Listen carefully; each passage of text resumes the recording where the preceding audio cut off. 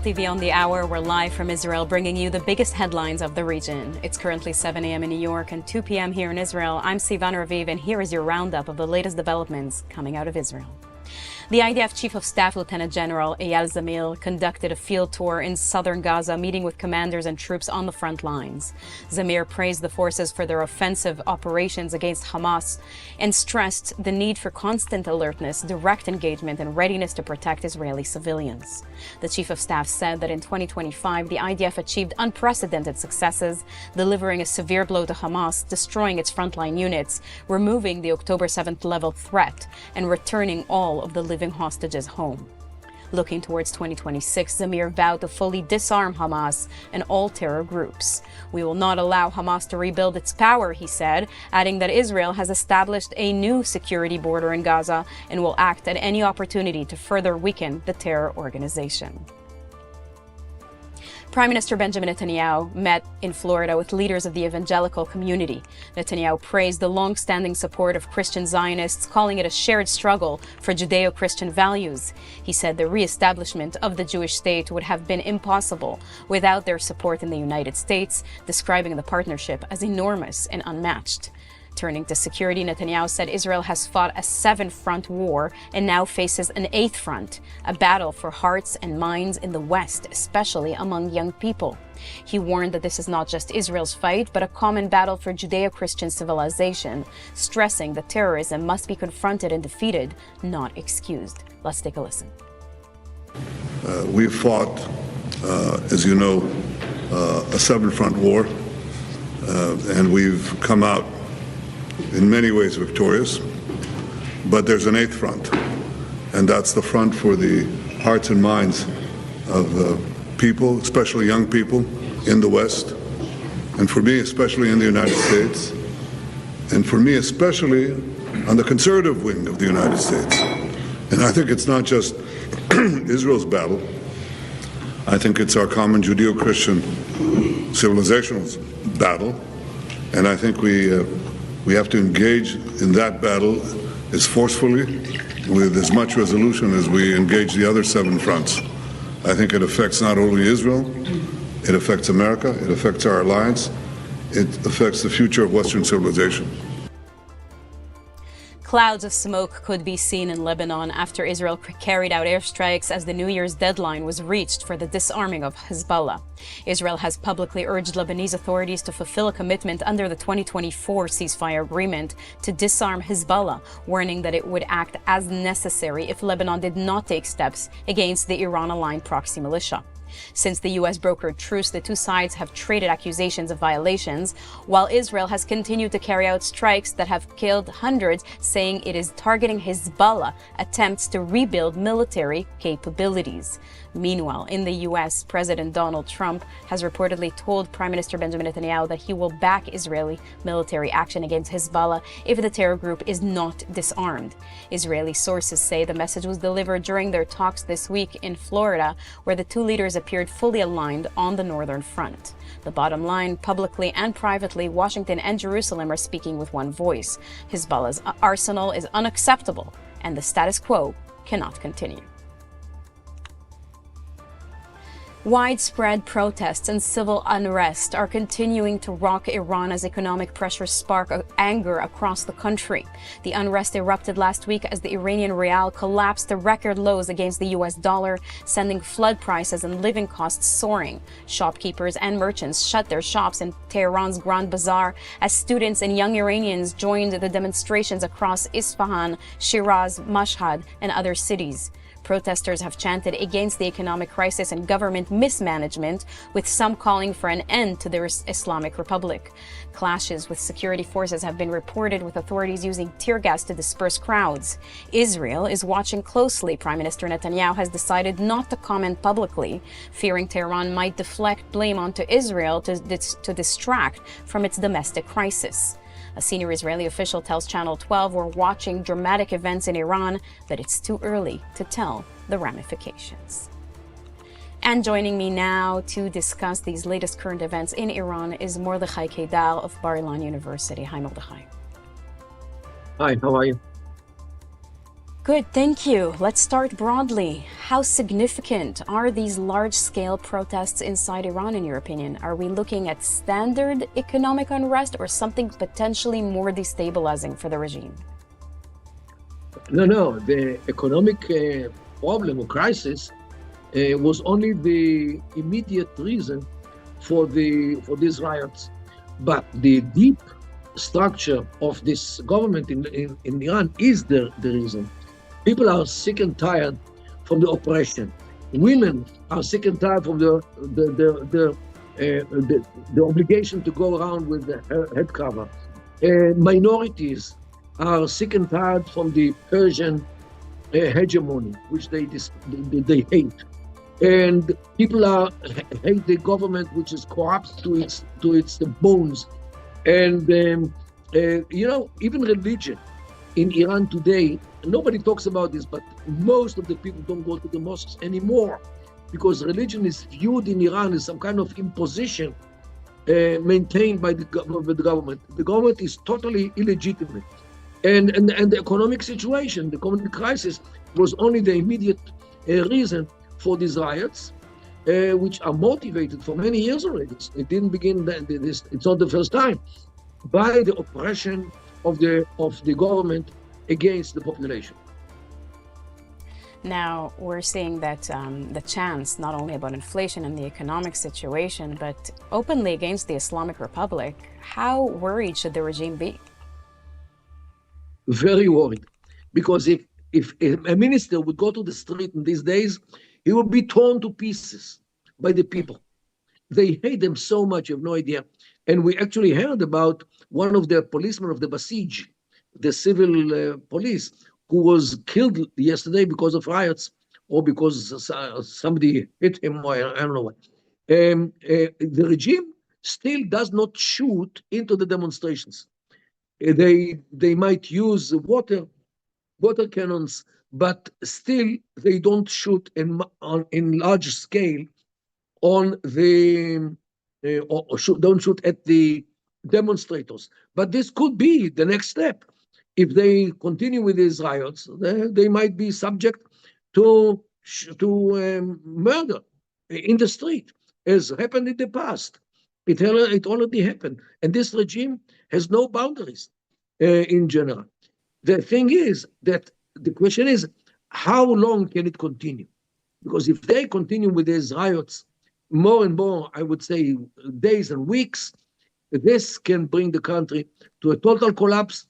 And the real collapse will be when policemen will start sympathizing with the people and acting against the government.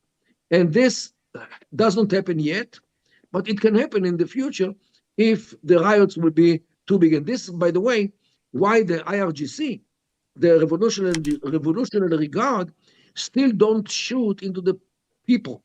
Because if this happens, apparently many of the IRGC will defect and cross the lines to side with the people against those who shoot them for no reason.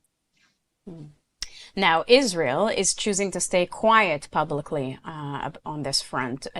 Can you explain that? Why is that a good strategy? Because nobody in the world can do the job for the Iranian citizens. Mm-hmm. Nobody in the world. We can bomb here and bomb here or bomb there. The Americans can bomb all kinds of facilities.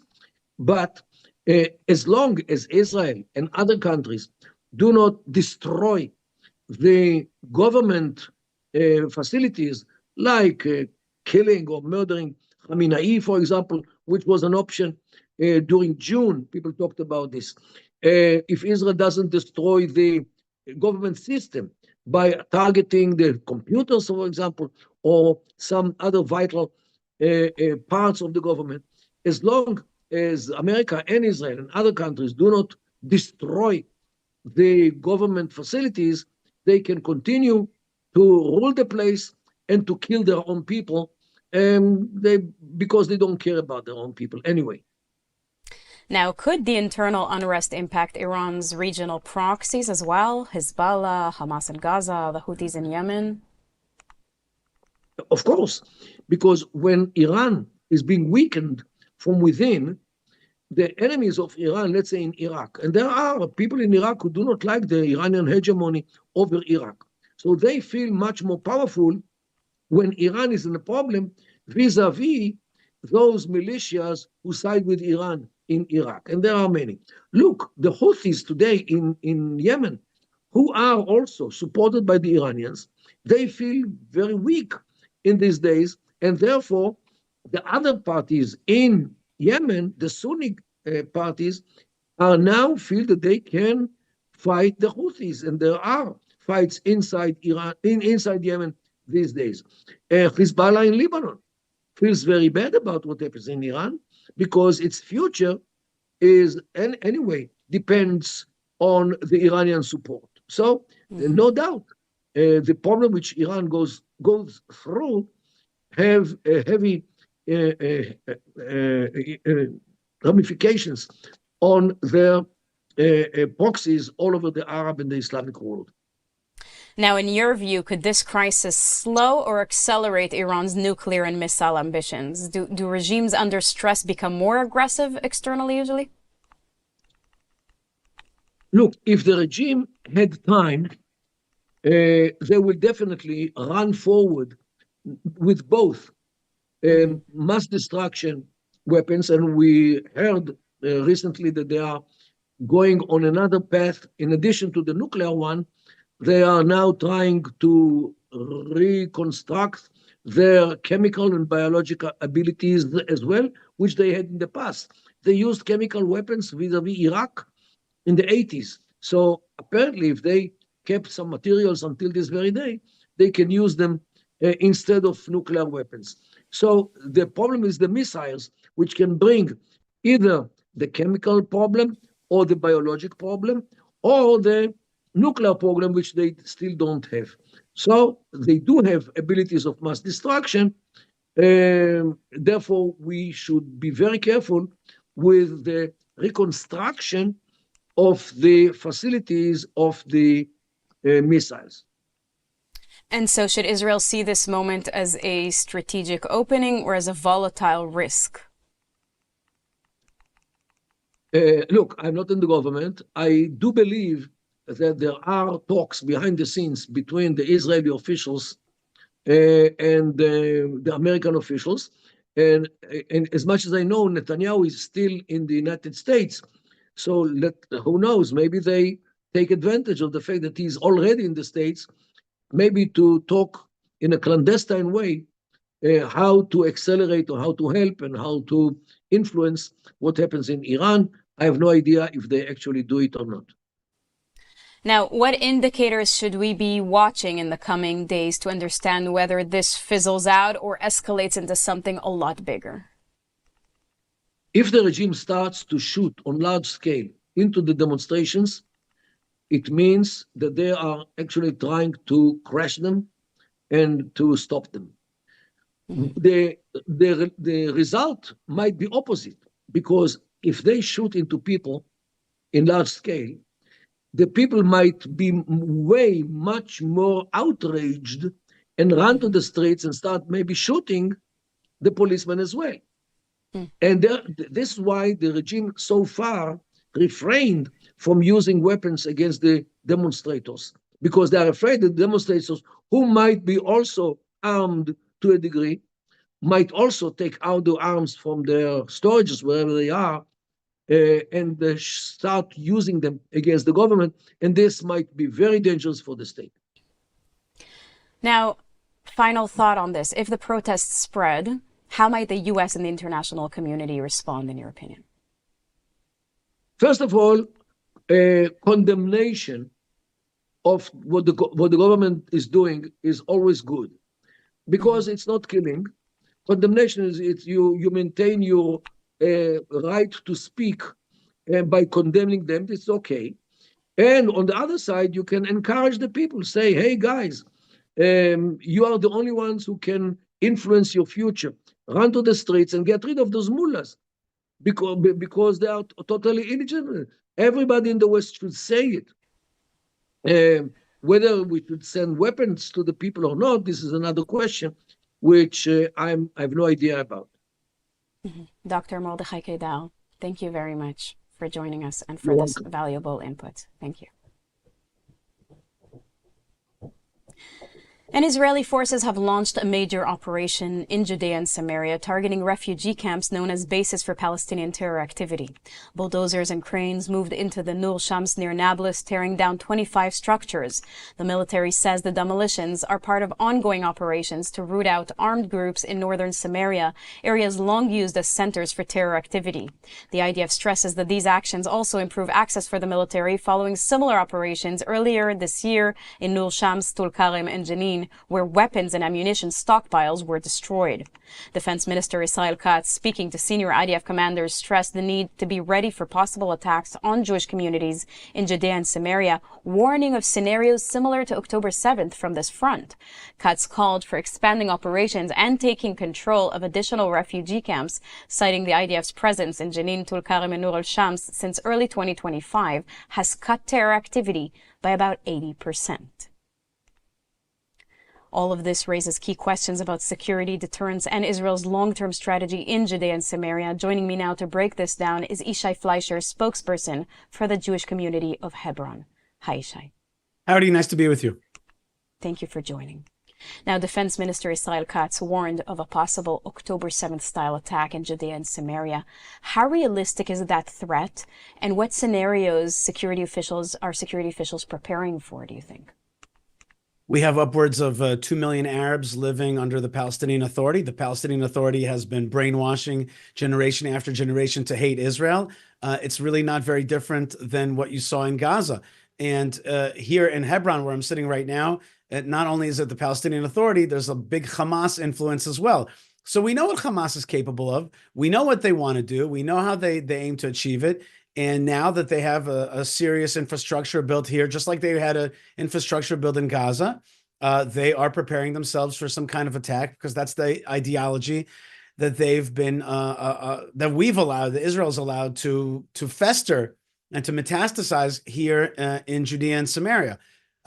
Is the army ready for it? Well, the army is stronger today than it was 2 years ago on October 7th. It's much more of a strong, prepared army. And as you could see, as you spoke about, there's operations that are underway, but it's drops in the ocean of jihadism, which encircles Israel, and we've allowed to grow within Israel. If you want to stop jihadism, it's not just with guns. We've got to stop the money that flows into the PA and to Hamas, and the awful brainwashing and education that happens generation after generation. We have to stop that. In simple terms, we have to take control. That's the only way around here. If we allow them to have control like we did in Gaza, in Judea and Samaria, then the same thing that happened in Gaza will happen here, and we can't have that. Now, the IDF says that terror infrastructure in this region, in Judea and Samaria, has been deeply embedded for years. Why did these refugee camps become such strongholds for armed groups, for terrorist groups, and what has allowed them to operate? Yeah, the answer is, what has allowed them to operate in these refugee camps is the absence of Israel. When you give it over to the PA, that's what they do. Now, Sivan, I've got PA TV at home. I watch it sometimes. You need to only watch about 10 minutes. You start to understand this is 24/7 brainwashing. If you allow them to educate the kids, if you allow them to have arms that sneak in through Jordan or from the Negev, and in various ways. Now there's a whole drone component to the arms transfer. So Prime Minister Netanyahu said there's 60,000 Kalashnikovs in Gaza. Well, last estimate that I heard from the police is that there are 400,000 illegal weapons, and each one of these weapons can kill. So, I don't want to paint a dark picture. I live in Judea and Samaria. We believe that we're going to hold on to this piece of land. We believe it's our ancestral homeland. We believe that Palestine seeks to destroy Israel, and certainly the Palestinian Authority seeks to educate anti-Israel. And I don't have to speak about Hamas. So the only way to deal with them is to push them back, to eradicate them. And I'm talking about the Hamas and jihad overlords. There are many people there Arabs who don't want to be part of this thing. In fact, just this afternoon, I'm going to go visit some Arabs around here that have a different perspective. But when you brainwash and you fund and infiltrate with weapons, well, then you're going to have jihad. That's the way it works. It's pretty simple, really. You have to be strong against these forces. If you don't, you're going to get another October 7th. It's simple. God forbid. Now, right now, we're seeing that these anti-terror IDF operations taking place, and according to officials, terror activity has dropped significantly since these operations began. So now, what do you think is driving the reduction? Is it arrests? Is it weapon seizures? Is it deterrence? What is it exactly? It's all of the above. And if you would also cut off the funding to the PA, if you also get rid of the jihadist ideology in mosques, in schools. You know, I lived in Eastern Jerusalem for a long time. Eastern Jerusalem on the Mount of Olives, one of the heartland places of the Jewish people. The education system there, PA controlled school books with hate. And so like, Sivan, I say we have to stop doing stupid things. If we allow funds to transfer to enemy ideology within our borders and on our borders, that this is what you're going to get. So there's this kind of, mow the lawn, piecemeal, let's do operations, and then we kind of pull back. Well, then it's just a cat and mouse game. We're not going to actually get rid of this hate. And I'm telling you that I represent Israeli nationalism. I represent, what some would call right wing. That doesn't mean I hate Arabs. And I tell you, there are tons of Arabs that are victims of this brainwashing and don't want jihadism for their kids. They don't want their kids to become suicide bombers. They want their kids to have a decent life, but they can't. And they say to me, but you guys brought the PA on us. You brought these terrorists from Tunis, and they now control us. And now they're forcing our kids in schools and everywhere to be terrorists. If you want to get rid of that, it's time to think big. I also think that October 7th and the war after that is an opportunity. It's an opportunity to make a real change and not to do just the mowing the lawn and piecemeal and operations. They drop down by 80%, but the minute you stop the operations, they come back on. So, okay, so we'll if we play this cat and mouse game, we'll continue to do operations. We'll continue to make arrests, but we're not getting to the root. And you need a root canal here. You need a change.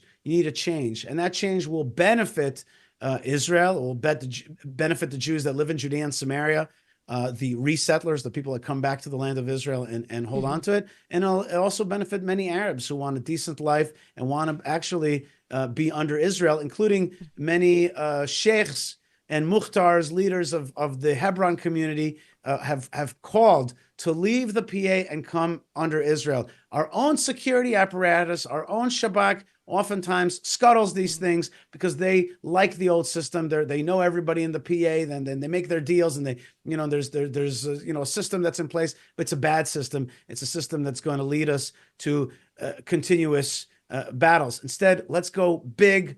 Let's bring sovereignty to Judea and Samaria. Let's bring it into the sphere of normal Israel. We Jews of Judea and Samaria, the so-called settlers or resettlers, that's not what we want to be. We want to be part of normal Israel. We're just waiting for the day that the state of Israel wakes up and realizes that the heartland should be part of the homeland. Very interesting. I like the root canal metaphor. Now, just for the discussion, for the purpose of discussing, some critics say heavy operations like these risk fueling further radicalization, while some supporters argue that they're necessary for prevention. So what do you think? I guess the people that think that operations like this will cause escalation have never stood up to a bully in their life. So they just don't understand that you have to stand up to bullies. And if you leave the bullies alone and feed them and pay them off and think that they're going to want peace or all they're looking for is Western economy, and they just want they want a Starbucks and I don't know what, a Walmart next to them. That's not what jihadist ideology is about. When you leave them alone, they prepare for war. They dig tunnels.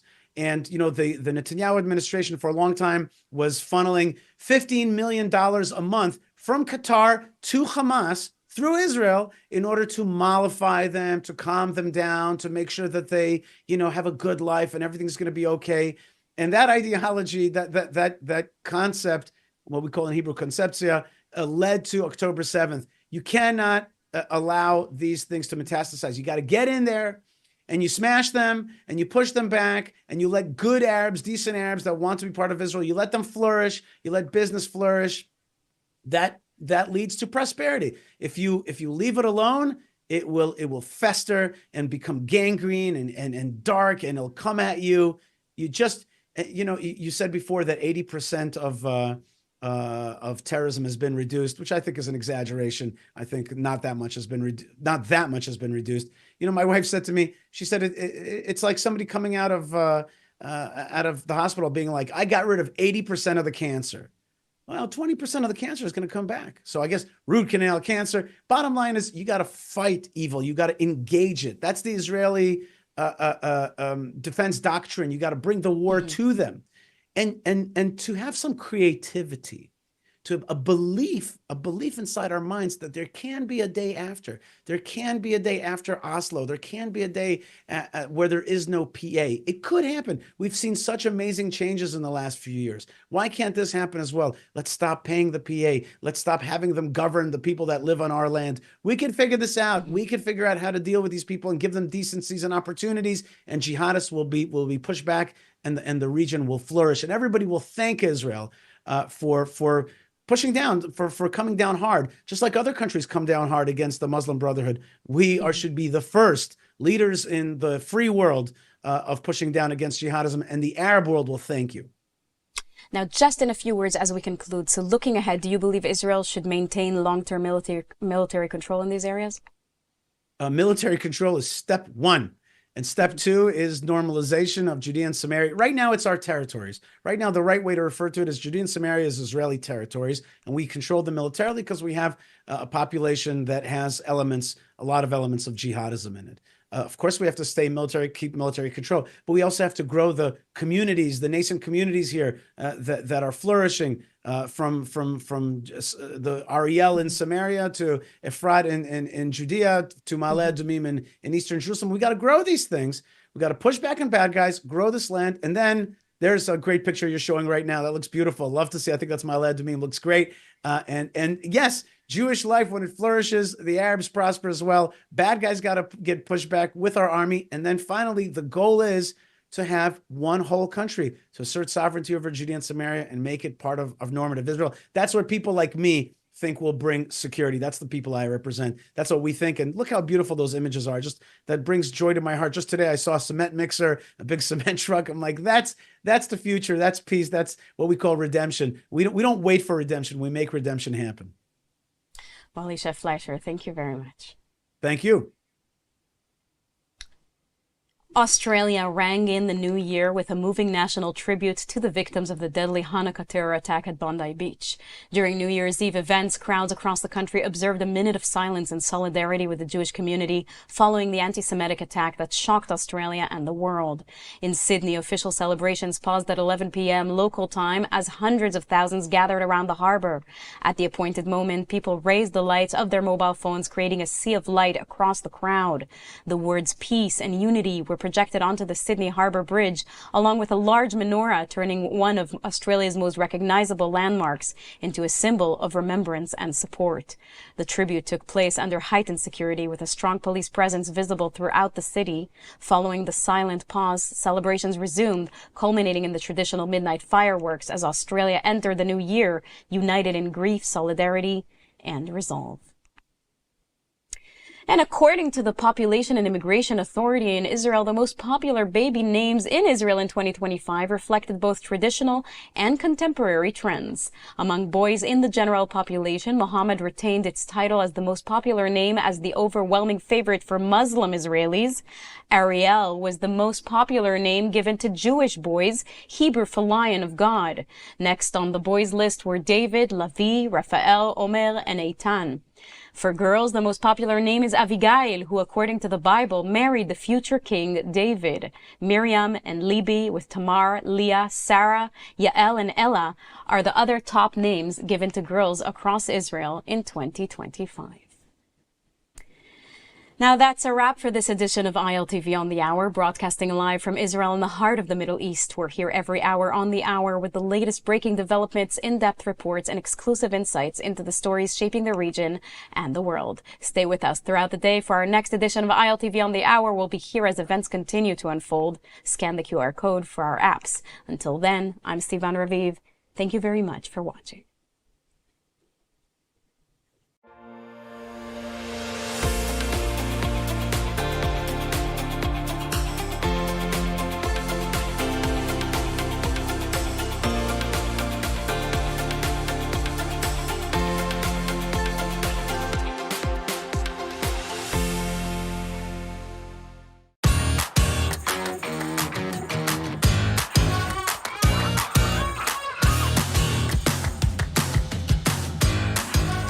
Welcome to ILTV Insider. I'm Mayan Hoffman, executive editor of ILTV News. Tonight, we're looking ahead to 2026 and asking the hardest questions about where Israel is headed, what could happen next, and what should happen next. From the prospect of renewed confrontation with Iran to Gaza, Hezbollah, normalization with Saudi Arabia, rising global anti-Semitism, and political turmoil right here at home.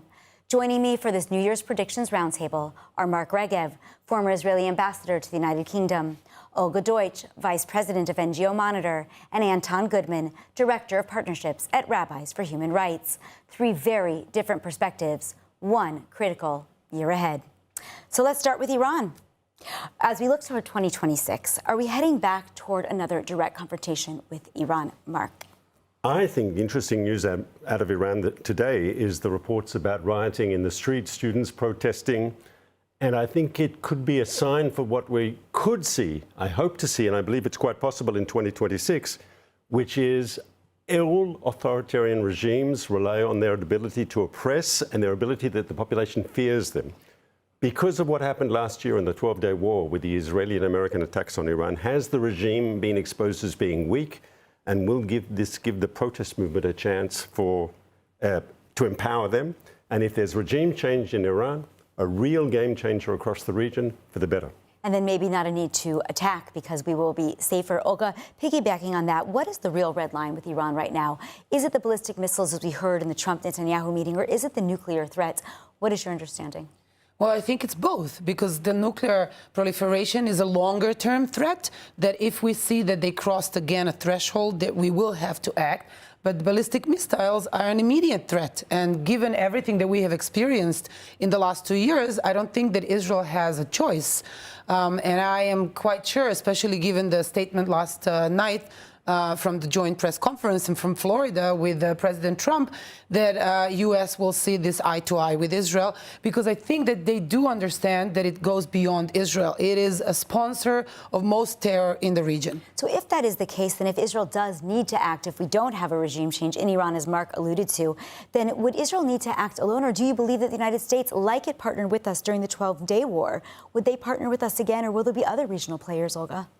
Well, I think it will, just like in the last 2 years, it will be a multifaceted cooperation, which will be the perfect lakmus paper of potential regional further cooperations. I do think that we will see more Abraham Accords type of alliances in the region, and I think attacks against Iran or defense against different Iranian proxies are the best way to see different countries that might not see eye to eye on different issues join forces on something that they all commonly see as an existential threat. I think that's the most important piece of news that came out of the Netanyahu-Trump press conference in Florida. Because up until then, Trump had said, we won't allow the Iranians to build a nuclear weapon and we'll attack them if they try to move forward. He said that in his Knesset speech. But he never spoke about ballistic missiles as a reason. And now, for the first time, official American policy, if they move forward on their ballistic missile program, we have the right to respond. And I think that's an important change. I think it's a very important change, especially for Israelis who lived through the 12-day war and saw the impact of those ballistic missiles. And I want to turn to you, Anton, for a minute and move us over to the south, over to Gaza. Trump suggested moving to phase 2 of the ceasefire, but he did make clear that Hamas would need to be disarmed. How does that realistically happen this year? Who is actually going to disarm Hamas? We know it's not going to be the International Stabilization Force. I think the most important question when we're looking at Gaza, or overall the Israeli-Palestinian situation, is the standard of living and the human rights of Palestinians. Hamas has been strengthening itself in Gaza because it still remains the power broker. The money is flowing through it, and it remains a strong governance there. The important issue for the Palestinian people is having a basic level of human rights and having a hope for their future. This is not something that I believe that Hamas can provide to them. And so the question is, how do we destabilize Hamas through providing some of the needs of the Palestinian, rather than just talking about disarming a terrorist organization? Although we know that that hasn't been working. And NGO Monitor recently revealed a report, if I have that correct, where we were actually able to show that funding was going to a clandestine organization that was then funneling it to Hamas. So who is going to do it? Or is it, if it's not going to be the international community, Olga? Well, you're 100% right, Maya. We basically unearthed hundreds of pages of original Hamas documents, and I cannot stress this enough. It's not me saying, it's in their own words, in Hamas words. It shows how they completely, fully instrumentalized aid, international humanitarian aid structures and organizations, and almost used them as puppets, right, for their strategic military and political goals. And I actually agree with you that unless there is a serious long-term strategic program of de-radicalization, which is coupled to actually granting Palestinians an access to real human rights, as opposed to, you know, everything being a question of occupation or no occupation, because it's almost an apologetic. It's not treating them as adults. Like, let's fight for the real access to human rights and not blaming Israel on everything. I don't think we will see much of a change. So, Mark, then what is going to happen when we talk about phase 2? Is the IDF ever realistically going to pull out, or is 2026 another year of war in Gaza? So unfortunately, it might be. Hamas has to demilitarize. It's clear Hamas doesn't want to demilitarize. What terrorist group voluntarily gives up its weapons? And I think Hamas's model is the Hezbollah model in Lebanon. They're willing maybe to agree to the establishment of some technocratic government, Palestinian government in Gaza, but they want to be the power behind the scenes, being the only people with guns, and they can kill anyone who speaks out against them, like Hezbollah used to do in Lebanon before we took out Hezbollah. And so I would say the solution is the following, because there is a solution. First of all, there could be a military solution. Israel might have to go back and fight the war. To avoid that, and I think President Trump sort of hinted at this yesterday, the same combination of forces that got us the ceasefire in mid-October, which was Israeli military pressure supported by the United States, not like the previous administration, which all the time tried to put the brakes on Israel, but strong diplomatic support from America for Israel to do the military pressure. And at the same time, Hamas's best friends in the Sunni Arab world, Turkey and Qatar, putting pressure on them to agree. If we can re-establish that coalition again, maybe Hamas will disarm. I believe there's a chance, once again, if their closest friends in the Arab and Muslim world, in the Sunni world, put pressure on them to do what they need to do, what they committed to do under the agreement, maybe it can happen diplomatically, but it's quite possible. There'll have to be Israeli military pressure to push them over the top. And assuming that we continue that war, then we're going to have also an issue going on in the north. You mentioned Lebanon, you mentioned Hezbollah, and obviously we've been waiting for an entire year since the ceasefire was signed on November 27th of last year to be able to disarm Hezbollah.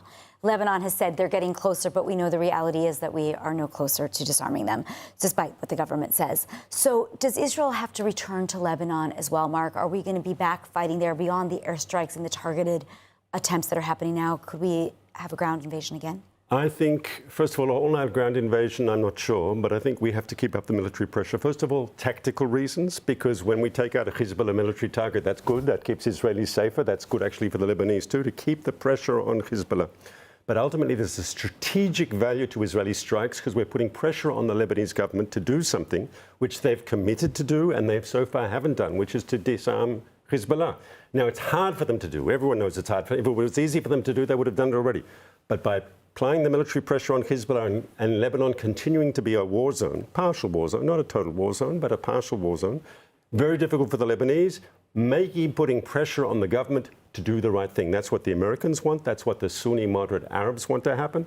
Let's see what happens. Can you respond? Well, I'm disappointed to hear continually in this country that war and military responses are the first thing that people go to. There's a lack of imagination. There's a lack of thinking around this. We've been trapped within military conflicts.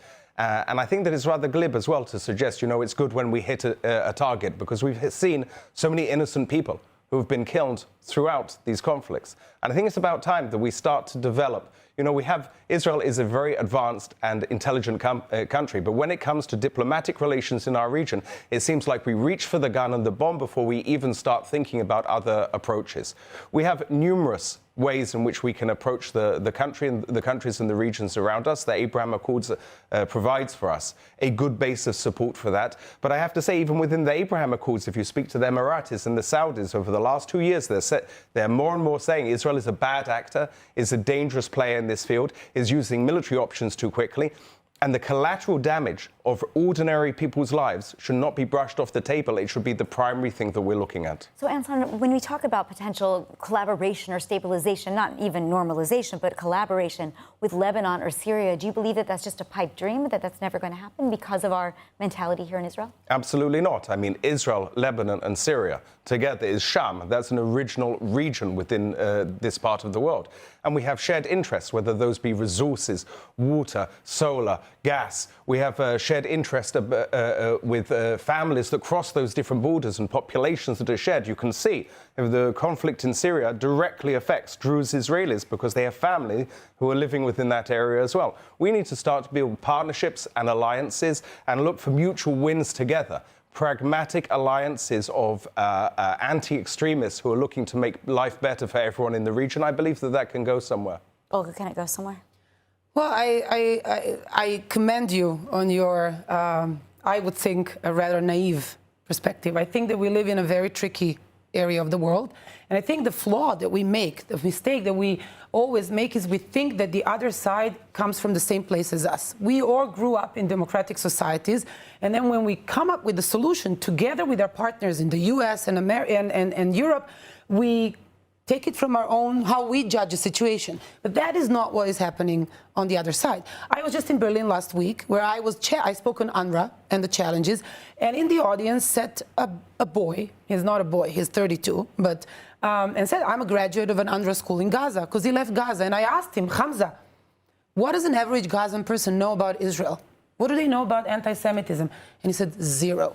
He said, we are taught in schools way before anti-Zionist narratives, we're taught to hate Jews as a religious mantra. Jews should not be trusted. And then he says, the first time I learned something about anti-Semitism was actually when I reached Berlin. And this is our challenge. Now, this is not to say that we should not promote alliances, partnerships, absolutely win-win. We have a vested interest, all of us in the region, to look into resources. But we have to stop, and this is the change in paradigm that has to happen. We have to stop treating them as kids. When they say we want to kill you, we should trust them. When they say that Israel doesn't have a right to exist, we should trust them. And then to our partners around the world, when they say, like the Europeans, that they're in favor of a two-state solution, we have to insist that a two-state solution is not only Palestinian state. It has to be a recognition, not only by the Europeans, but by the Palestinians and Lebanese and Syrians, Olga, that Israel has a right to exist as a Jewish homeland. Olga, I'd like to call you on your initial approach to this, which sounds a little bit 1990s clash of civilizations, as if there's us and them, and here we are in the, the liberal Western democracy of Israel. In the last couple of years, we are suffering from an unhinged and extremist government, which is taking a policy which has caused absolute destruction to people's lives, not just people in the region, people within Israel as well. And this approach of saying, well, there's the Western approach, and then there's a slightly, a slightly racist overtone to the Arabs. You can't trust them, and they're brought up with these hatreds. Look at the polling within Israeli society. Look at the radicalization within our society. When we talk about anti-radicalization, we need to talk about not just Palestinian society, not just Lebanese society. We need to talk about Israeli society as well. We have a problem here. I want Mark to be able to respond to that comment and to move us toward Saudi normalization and that. I'll do that as you request, Mayan. Thank you. I think it's an artificial dichotomy. I know it's very popular that, when Israel shoots at some terrorists to take them out, it's bad for peace. It antagonizes people. I believe the contrary is true. I think the Arab peace partners and the possibility of a breakthrough and the expansion of the Abraham Accords and with the Saudis and the Indonesians and others, and now we've got, what is it called, Somaliland and so forth, it's a function of Israeli strength. The bottom line is this: no one is going to make peace with a weak Israel. People make peace with a strong Israel because they want Israel because we're strong economically, we're strong technologically, and we're strong militarily. And what's the truth? When you close the door and you turn off the television cameras and you ask people across the Gulf and in Saudi Arabia and in the moderate Muslim Sunni states, do they want Hamas to win in Gaza? And what do they say? No. They say no. Do they want Hezbollah to be disarmed in Lebanon? Yes. Do they want Hamas no longer to run Gaza? They're on our side. Now, they have trouble saying it publicly, but when you close the door and speak to them, Israeli victory in Gaza, Israeli victory in Lebanon, which means Hezbollah gets disarmed, which is also a victory for the Lebanese people, that's good for peace. And I believe anyone in Europe who today talks about we've got to push for a two-state solution, it's like hitting your head against a brick wall. It's not going to happen anytime soon. Where is the opportunity for peace? What can be done in 2026? The expansion of the Abraham Accords. And that will be done. If the first round of the Abraham Accords was under Trump and Netanyahu, I think the second one can happen under them. I'm not saying it's a for sure thing, but if you put your effort in a two-state solution today, you're wasting your effort. Put your effort where something can actually happen, and that's breakthroughs with Arab and Muslim countries. That's quite possible. So taking that model forward, of course, if we would move forward with some pathway to Palestinian state, that is the criteria for Saudi Arabia to make some kind of normalization with Israel. Now, the pathway is undefined. We don't know what it needs to look like. It wasn't enough what Trump did with the 20-point plan, as we saw at the United Nations Security Council, but there could be another way for us to move that forward. Do you think that Israel, therefore, will have to give up the idea of sovereignty in Judea and Samaria in order to achieve that normalization? There was this belief that perhaps also under Trump and Netanyahu, you would see annexation or sovereignty happen there. What do you think about that? So we gave up sovereignty, the idea of sovereignty, once when we made the first Abraham Accords. I think we could do it again. It's clear Trump doesn't want sovereignty, and the whole point of sovereignty was to do it if you could get American support and international legitimacy. I think it's a card that Israel can play again. If we played it in the past, we can play it again. I think, yes, and I'll say this, the way the Israeli public is at the moment is, people have very little trust or confidence in the Palestinians, right? People saw Hamas in Gaza and they saw a Palestinian Authority on the West Bank that couldn't even condemn the 7th of October, right? There's very little trust, very little trust. So the ability of any Israeli government to make concessions towards the Palestinians today is very, very difficult. But to make concessions to get a deal with Saudi Arabia, to get a deal with Indonesia, you can play with Palestinian currency, and that can ultimately be good for the Palestinians, because maybe they can get something. Once again, if you ask the Israelis today, I have to agree to a pathway to a Palestinian statehood, most Israelis say they can go jump in the lake, they don't deserve it. But for a deal with Saudi Arabia, I think the Israeli public would be willing to play that. The idea of Israeli sovereignty in the West Bank at this stage is just a recipe for never-ending conflict and for bloodshed. And if you think that Israel is shooting at terrorists, you need to come to the West Bank and see what's happening on the ground, because this is not shooting at terrorists. This is demolishing innocent people's homes, enabling and supporting settler violence, extremist settler violence across the West Bank, which is harming individual communities' lives on a daily basis and pushing us towards a security situation which is totally untenable. And so the question of bringing sovereignty to the West Bank, which as it goes at the moment, there's de facto annexation taking place in the West Bank today at the hands of settler militia who are exiling Palestinian communities against the wishes of the army, against the Supreme Court of Israel. It is out of our hands. The government is enabling this to take place. So the idea of sovereignty that's being taken, going through the stages of legislation in the Knesset at the moment through the annexation laws, is highly irresponsible and will lead us to bloodshed. And a much better idea, instead of saying, oh, the Saudis need us to get round to the table. No, the Palestinians and the Israelis, if we need to have security and a way to live together, we need to get around a peace process table again once and start talking about a two-state solution. Can I respond very quickly? Please. I would urge people of that opinion to go to the Sharon area, which is the communities on the Green Line to the east of Netanya. And if you look at the communities there, they're sort of middle class, upper middle class, Ashkenazi Jews, usually voting for parties of the center, left, right? And they live by the fence there. And you ask them today, do they want a Palestinian state or Palestinian independence on the other side of that border? And they all think 7th of October in our community. And I think until you can ask those questions, those people are much more happier today that there are settlements in the West Bank, in Judea and Samaria, that there's a Jewish presence there, because otherwise they'll have Palestinians on their borders, and they saw what happened to the communities in Gaza. And until people on the left in Israel can answer those questions to those people, you'll have a problem. An outpouring of Palestinian violence is much more likely today under the current circumstances of extremist settler violence and dispossession in the West Bank. Getting around a process table and empowering the Palestinian Authority. Convince the Israeli public.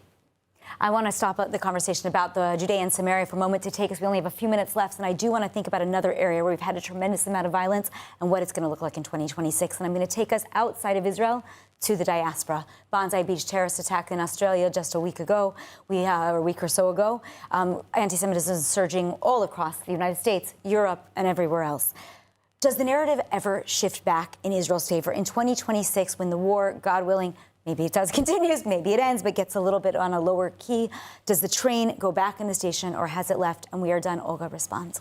We haven't seen the worst of it. and I've been saying this for 2 years, and I'm sorry to have been right, and I'm sorry to say that this trend will sadly continue.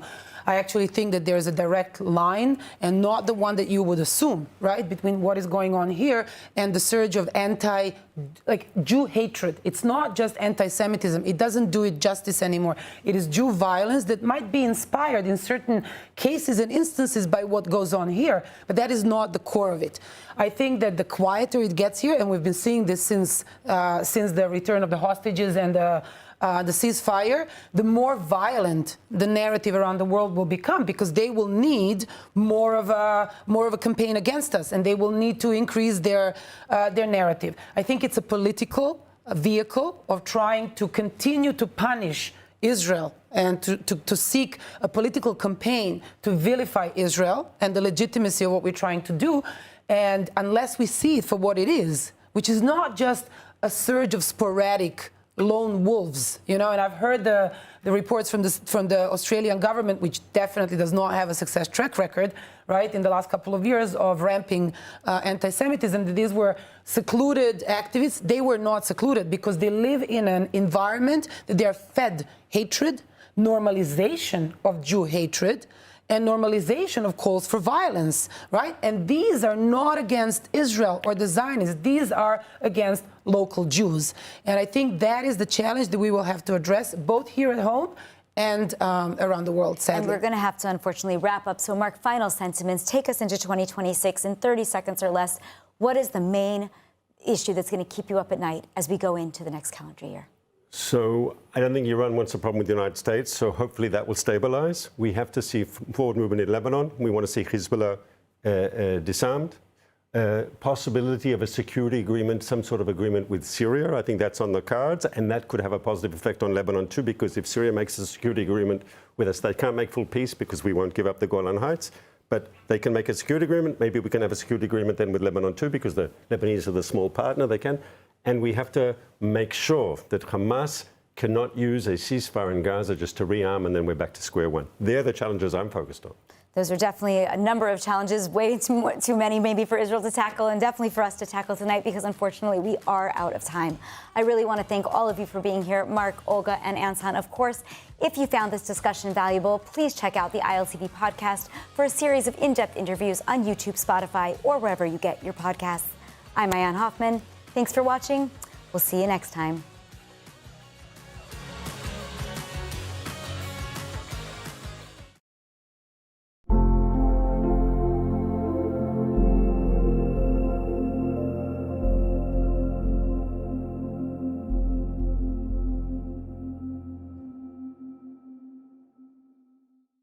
Well, celebrations erupted across Somaliland Friday night after Israel became that first United Nations member state to formally recognize the region as an independent country.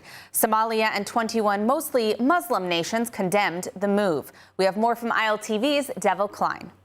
Crowds filled the streets of the capital Hargeisa, waving Israeli flags, setting off fireworks, and chanting into the night.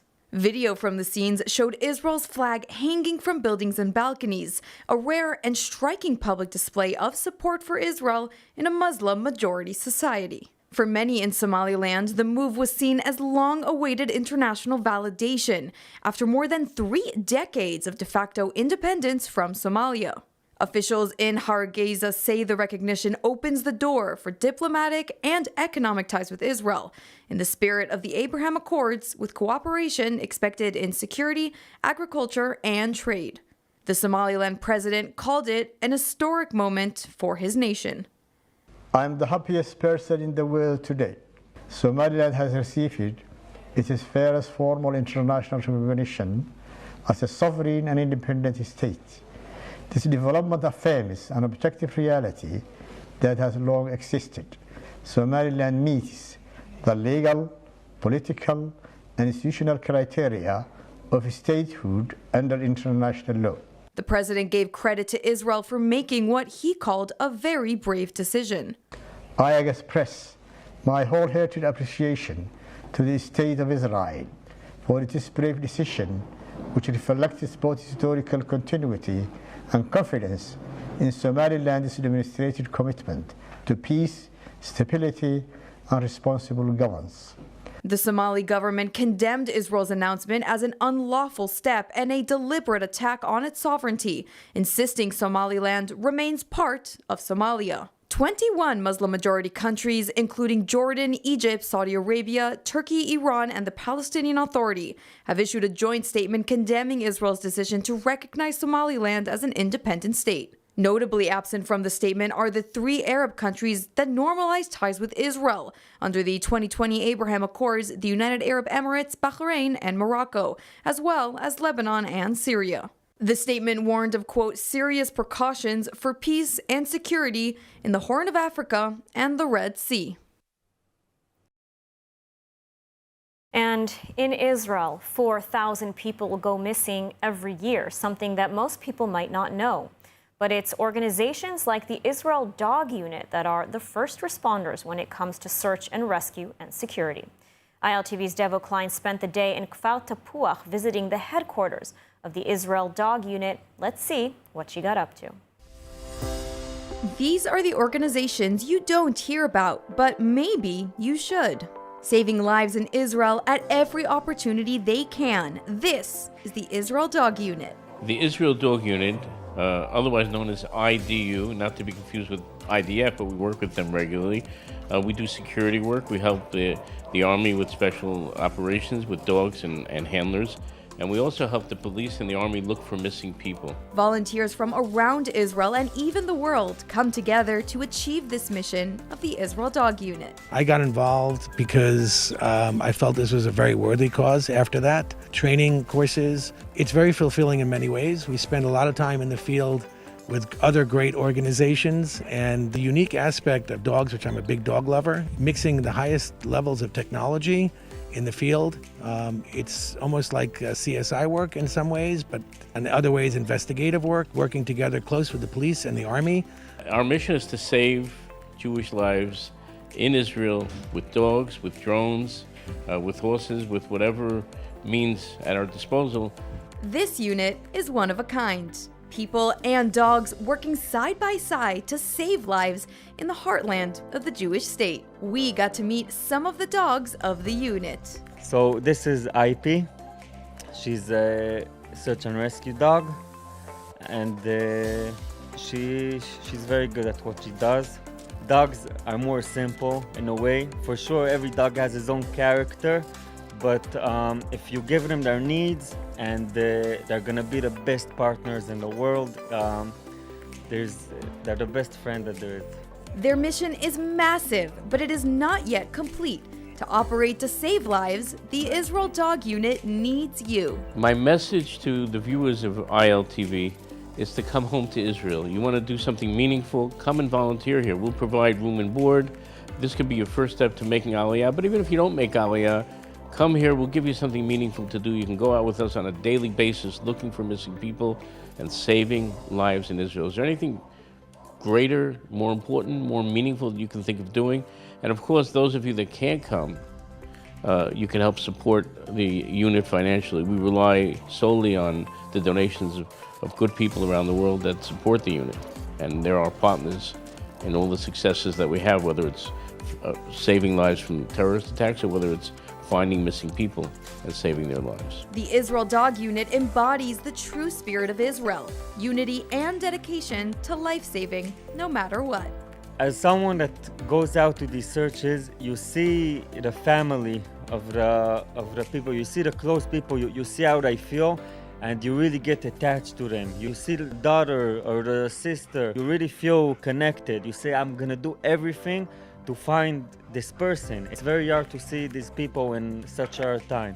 And then if we find the person, you see how happy they are, and that will change lives. Thank you. That's Israeli culture for you right there. The Israel Dog Unit is supported by Am Yisrael Chai, and their annual dream raffle to win a luxury apartment in Jerusalem is in full swing. You can win the apartment of your dreams by supporting Am Yisrael Chai. And if you don't win, you are still supporting the Israel Dog Unit, allowing them to continue their mission of saving lives in Israel.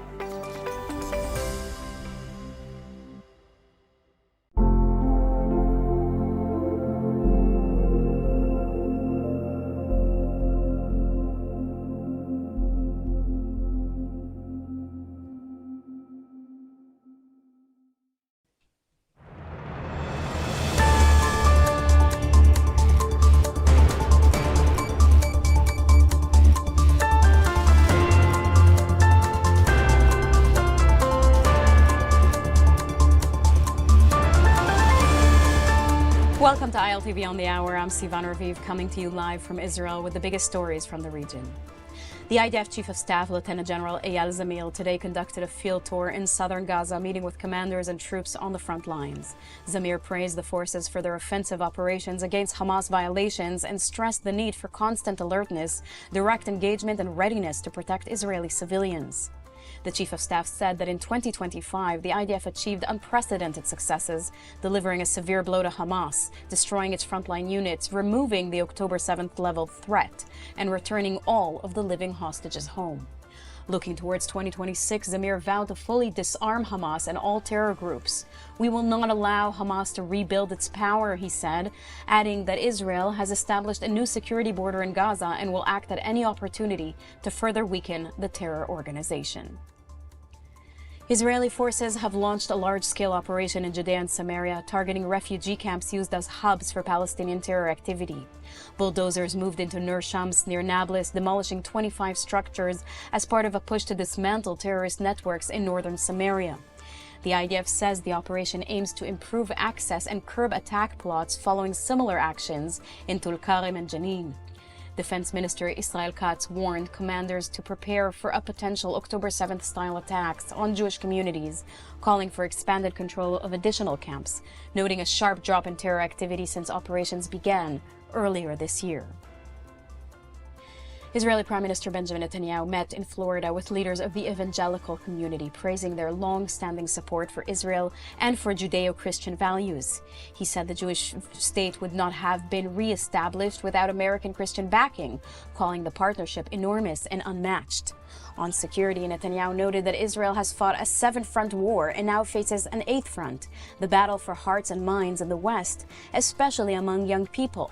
He stressed this is a shared struggle for Judeo-Christian civilization, saying terrorism must be confronted and defeated, not excused. Let's take a listen.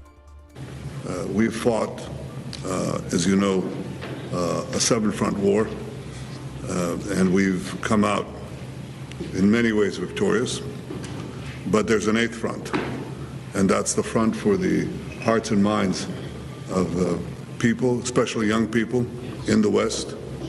And for me, especially in the United States, and for me, especially on the conservative wing of the United States. And I think it's not just Israel's battle. I think it's our common Judeo-Christian civilizational battle. And I think we have to engage in that battle as forcefully, with as much resolution as we engage the other 7 fronts.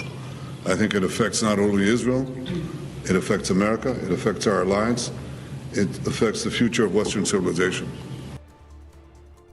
And widespread protests are rocking Iran as a collapsing economy drives public anger to new levels. The Iranian rial has plunged to record lows against the dollar, sending food prices soaring and triggering strikes in Tehran's Grand Bazaar and demonstrations in cities including Isfahan, Shiraz, and Mashhad. Protesters are chanting against government mismanagement, some even calling for the end of the regime, as security forces respond with tear gas. In Israel, officials are watching closely but staying publicly silent, fearing Iran may blame Israel to deflect from its internal crisis. One senior official says it's too early to know where this will lead. Clouds of smoke were seen rising over southern Lebanon after Israeli airstrikes just as the New Year deadline for Hezbollah's disarmament expired.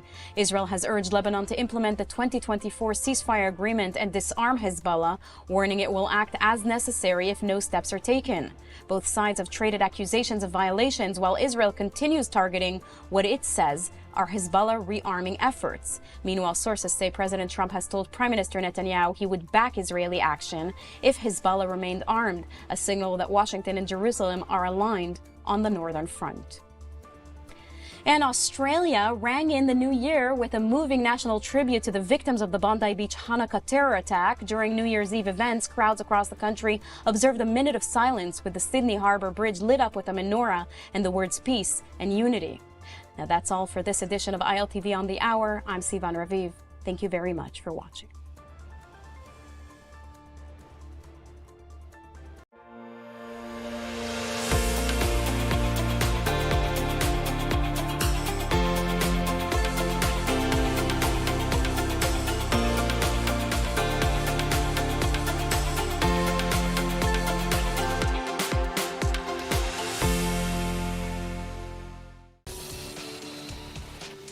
Welcome to ILTV's Israel Daily. I'm Ladar Gravelazi, and coming up in today's newscast. Following the Mar-a-Lago summit, Hamas reportedly has 2 months to disarm or else. Prime Minister Benjamin Netanyahu confirms the Islamic Republic of Iran is trying to rearm. And as 2025 comes to a close, ILTV takes a look at the year's top stories out of Israel.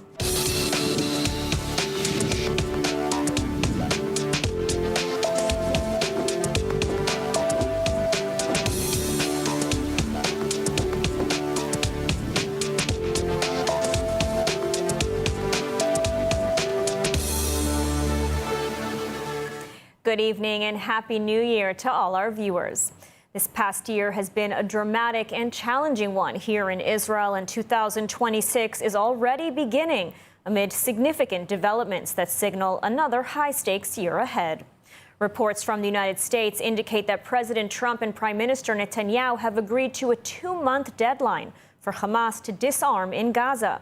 The Prime Minister gave an interview to Fox News giving insight into the Israeli leader's position following his Mar-a-Lago summit with President Trump. We get more from ILTV's Steve Leibovitz. Israeli media reports indicate that President Trump and Prime Minister Netanyahu agreed on practical criteria for what Hamas disarmament means. According to the reports, one of the criteria is the destruction of its extensive tunnel network underneath the Gaza Strip. In remarks given alongside Netanyahu on Monday night in Mar-a-Lago, Trump threatened Hamas with hell to pay if it does not disarm within a very short period. Asked about the ceasefire and transition to phase 2, Netanyahu said this to Fox News. Look, I think we have to give it a chance. There's an attempt to bring an international force. So far, it hasn't come to fruition, but we'll give it a chance because if it can be done, again, as the President and I have said, if it can be done the easy way, fine. And if not, it'll be done another way. Netanyahu dismissed press reports on a gap between Israeli and U.S. policy interests in Gaza. I didn't have to bring the president anywhere. We saw eye to eye. He cut right to the chase. He said, look, skip all this press stuff. I mean, the real thing is you've got to get Hamas to disarm. He just banged the nail on the head, you know. But did you hear any of that frustration about the strikes that you've completed since the ceasefire? Not from the president, I have to tell you. I think he understands. Look, we're attacked. These terrorists try to kill us, unfortunately sometimes kill our soldiers. What would you do? Netanyahu was asked to look ahead toward prospects for post-war Gaza and a government there that Israel could live with. And a new government as Gaza is possible if you disarm Hamas, because no one's going to come in there if Hamas stays armed, and they'll put a bullet right through the back of their head, anyone of any potential new government. So the answer to your question is, if we disarm Hamas, whether with an international force or by any other means, yes, I see a different future for Gaza. And despite the mass protests that continue sweeping the streets of Iran, demonstrations triggered by economic collapse, which have expanded now with calls to overthrow the Islamist regime, the Islamic Republic continues to focus on threatening Israel and rebuilding its ballistic missiles program. Is a second Israel-Iran war just around the corner? The details in the following report. The Islamic Republic of Iran is threatening a harsh response to any potential attack from the United States or Israel. Iranian President Pezeshkian posted on social media that Iran will act against any oppressive aggression with consequences that would be harsh and regrettable. His open threats follow warnings from U.S. President Donald Trump at his summit with Prime Minister Benjamin Netanyahu on Monday about Iranian attempts to rearm. In his comment alongside Netanyahu, Trump stressed that the U.S. would not hesitate to take military action if Iran resumes its nuclear or ballistic missile program. Trump said any Iranian attempt to build up again would be met with immediate force. Advisors to Iran's supreme leader also reiterated that any attack would be met with an immediate harsh response beyond the imagination of its planners. This exchange highlights the renewed risk of escalation in the region after the 12-day war between Israel and Iran last June, and the Israeli and U.S. strikes targeting the Iranian nuclear facilities. Prime Minister Netanyahu said in an interview with Fox News on Tuesday that Iran is indeed rearming and said Israel does not seek escalation, but is ready for any scenario. Well, I'll tell you about action because I was presented a few days ago, actually 2 weeks ago, with the prospect that they're having field exercises in which they're practicing launching ballistic missiles at Israel. So I passed the message. I think I made it public, so it's not secret. I said, if you dare do that, you know, the results would be devastating. So I hope Iran doesn't make that mistake. Look, we don't seek escalation. I hope they don't. But if they do, all bets are off. And joining us now with more on the latest with Prime Minister Netanyahu's visit to Mar-a-Lago and American and Israeli plans for the region is Brigadier General Amir Avivi, CEO and founder of the IDSF. Thank you so much for joining us. A pleasure. So Prime Minister Netanyahu is giving interviews following his meeting with President Trump, reiterating that the two see eye to eye on Gaza, pretty much everything else relating to the future of the region. Now, the two leaders have reportedly agreed to another 2-month deadline for Hamas to disarm, or else, as we've heard President Trump say. So what happens now? And if Hamas is indeed rearming, regrouping, won't it be that much harder to disarm them 2 months down the line? Definitely. It's obvious that when you postpone the time where you want to go in and deal with this, they are regrouping, they are rearming. There is a price. But at the same time, we have to remember that Israel has to deal also with other arenas. We are talking about degrading Hezbollah dramatically in the north in order to weaken them enough to the point where the Lebanese government and army can disarm them. This is a mission that both the US and Israel want to achieve. We're talking about the need to deal with Iran. Iran wants revenge. They want to retaliate. They want to attack Israel. We cannot afford a surprise attack from Iran. And therefore, the chances of an Israeli attack in Iran are very, very high. Not only an Israeli attack, but an Israeli-American attack. The president made it crystal clear that the U.S. will participate or will lead such an attack if Iranians are rebuilding again their ballistic capabilities and have intentions to attack Israel. It's not only about the intent, it's about the capability. We cannot allow the Iranians to renew mass production of ballistic missiles or to renew their programs for nuclear weapons, and they're doing all of that. And this needs to be stopped. And also we have the Houthis. We see Israel recognizing Somaliland as part of a strategy to be present in Bab el-Mandab strains, close to the Houthis. Maybe Israel will also recognize South Yemen later on. We have many open arenas, so probably we'll find ourselves dealing with these arenas and then going back to deal with Hamas, hopefully after we get our last hostage, Rani Gwili. We hope to see Rani coming back, but it's imminent. At the end of the day, if Hamas don't lay down their weapons, Israel will go in and destroy them. Now, you touched upon a lot of arenas there. You know, President Trump has tried to solidify himself as a president of peace, not of war.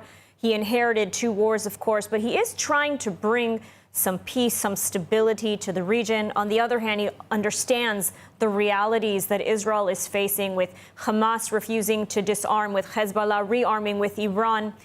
You said that he will give Israel the green light. President Trump said that he would to go into Iran, to strike Iran. What about Gaza? To go into Gaza, finish the job. What about Lebanon? I mean, there's so many arenas, as you mentioned.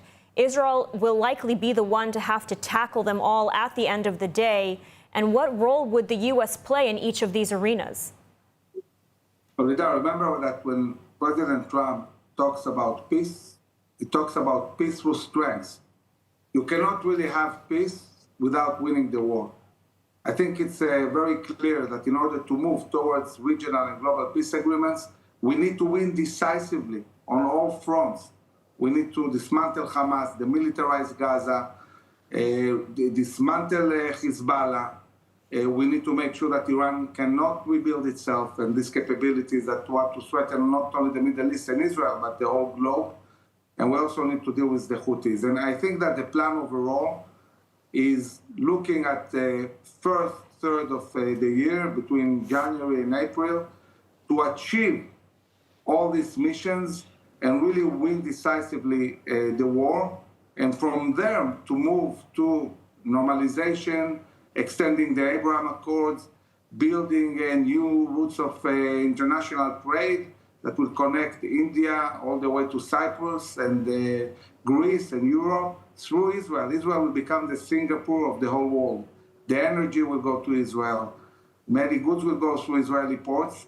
But to achieve this peace deal and the vision of peace, we first need to win the war. And I think there is a clear understanding, both on the Israeli and American side, that peace is achieved through strength and through victory. So tomorrow, January 1st of the new year, 2026, you foresee renewed wars coming the first few months of the new year? Definitely. We need to understand the war is not over. We haven't ended the war yet. Yes, it gives us a feeling in the last month or two, looking at the ceasefire and occasional Israeli attacks in Lebanon or other places, gives us a sense of if the war is over. The war is not over. We haven't reached the goals of war yet. We haven't won decisively. We are in a completely different reality. Our strategic situation overall has improved dramatically, but it's not victory yet. We still have to push hard. We have to be resolute. We have to have the will, and we have the will and the capability to win this war. And only following the victory, then there will be peace agreements in the region. So 2026 shaping up to be a very interesting and challenging year ahead. Brigadier General Amir Avivi, thank you so much for joining us today. My pleasure. 3 million Israelis are dealing with trauma since October 7th. To help Israelis heal, Hadassah is there, with the largest rehabilitation center in Jerusalem, world-renowned medical centers, and youth villages. It's said, saving a life saves the world. Imagine helping millions. This is Hadassah, a life-changing force in Israel and the world. And moving on, Israel has announced it will suspend and bar the operations of multiple international humanitarian organizations in Gaza starting tomorrow, January 1st, 2026. The new regulatory rules are intended to prevent terrorist exploitation of aid channels. ILTV's Alec Pollard has more. Israel's Ministry of Diaspora Affairs has declared that dozens of groups failed to meet updated requirements to submit detailed information on staff, funding, and operations, conditions Israel says are necessary to safeguard humanitarian activities from abuse by terrorist elements. Among those affected by the new measures are Doctors Without Borders, CARE International, the Norwegian Refugee Council, Oxfam, World Vision, and divisions of major charities such as Caritas, all of which will lose their permits to operate in Gaza and the West Bank if they do not comply. Israel says these organizations made up a small fraction, roughly 15%, of those working in the Strip, and that aid will continue uninterrupted through registered groups, the United Nations, donor states, and other permitted agencies. Critics of the policy warned the new rules could disrupt humanitarian relief, including medical care, food distribution, and essential services in Gaza, where the need remains high after 2 years of conflict and infrastructure damage. Israeli officials say the measures are designed to ensure that aid reaches civilians, not be diverted or used to benefit Hamas or other militant groups, and that the bulk of aid will continue entering the Strip through compliant partners. As Israel enforces these new requirements, NGOs warn of potential gaps in services, particularly healthcare and emergency response, if long-standing international organizations are forced to end their presence or withdraw international staff in early 2026. Thank you, Alec. And tonight at midnight, Zoran Mamdani will be taking office as the new mayor of New York City. The feelings in the Big Apple for the Jewish community are mixed. ILTV's Devo Klein has more. Residents of New York City are preparing to welcome in the new year with celebrations planned across the city. But one community in the Big Apple is facing a mix of emotions as 34-year-old Democratic Socialist Zoran Mamdani takes office at midnight. Mamdani's victory exposed major rifts between traditional Democratic Jewish voters and younger progressives. While some were wowed by his democratic policies, others were concerned for their future in New York, as Mamdani has still yet to condemn the term globalize the intifada, a call for violence against Jews. While one group plans their exodus from the city, the other is excited to welcome in the young mayor. In Manhattan's very Jewish Upper West Side, the feelings are mixed. I'm not concerned at all. I think that,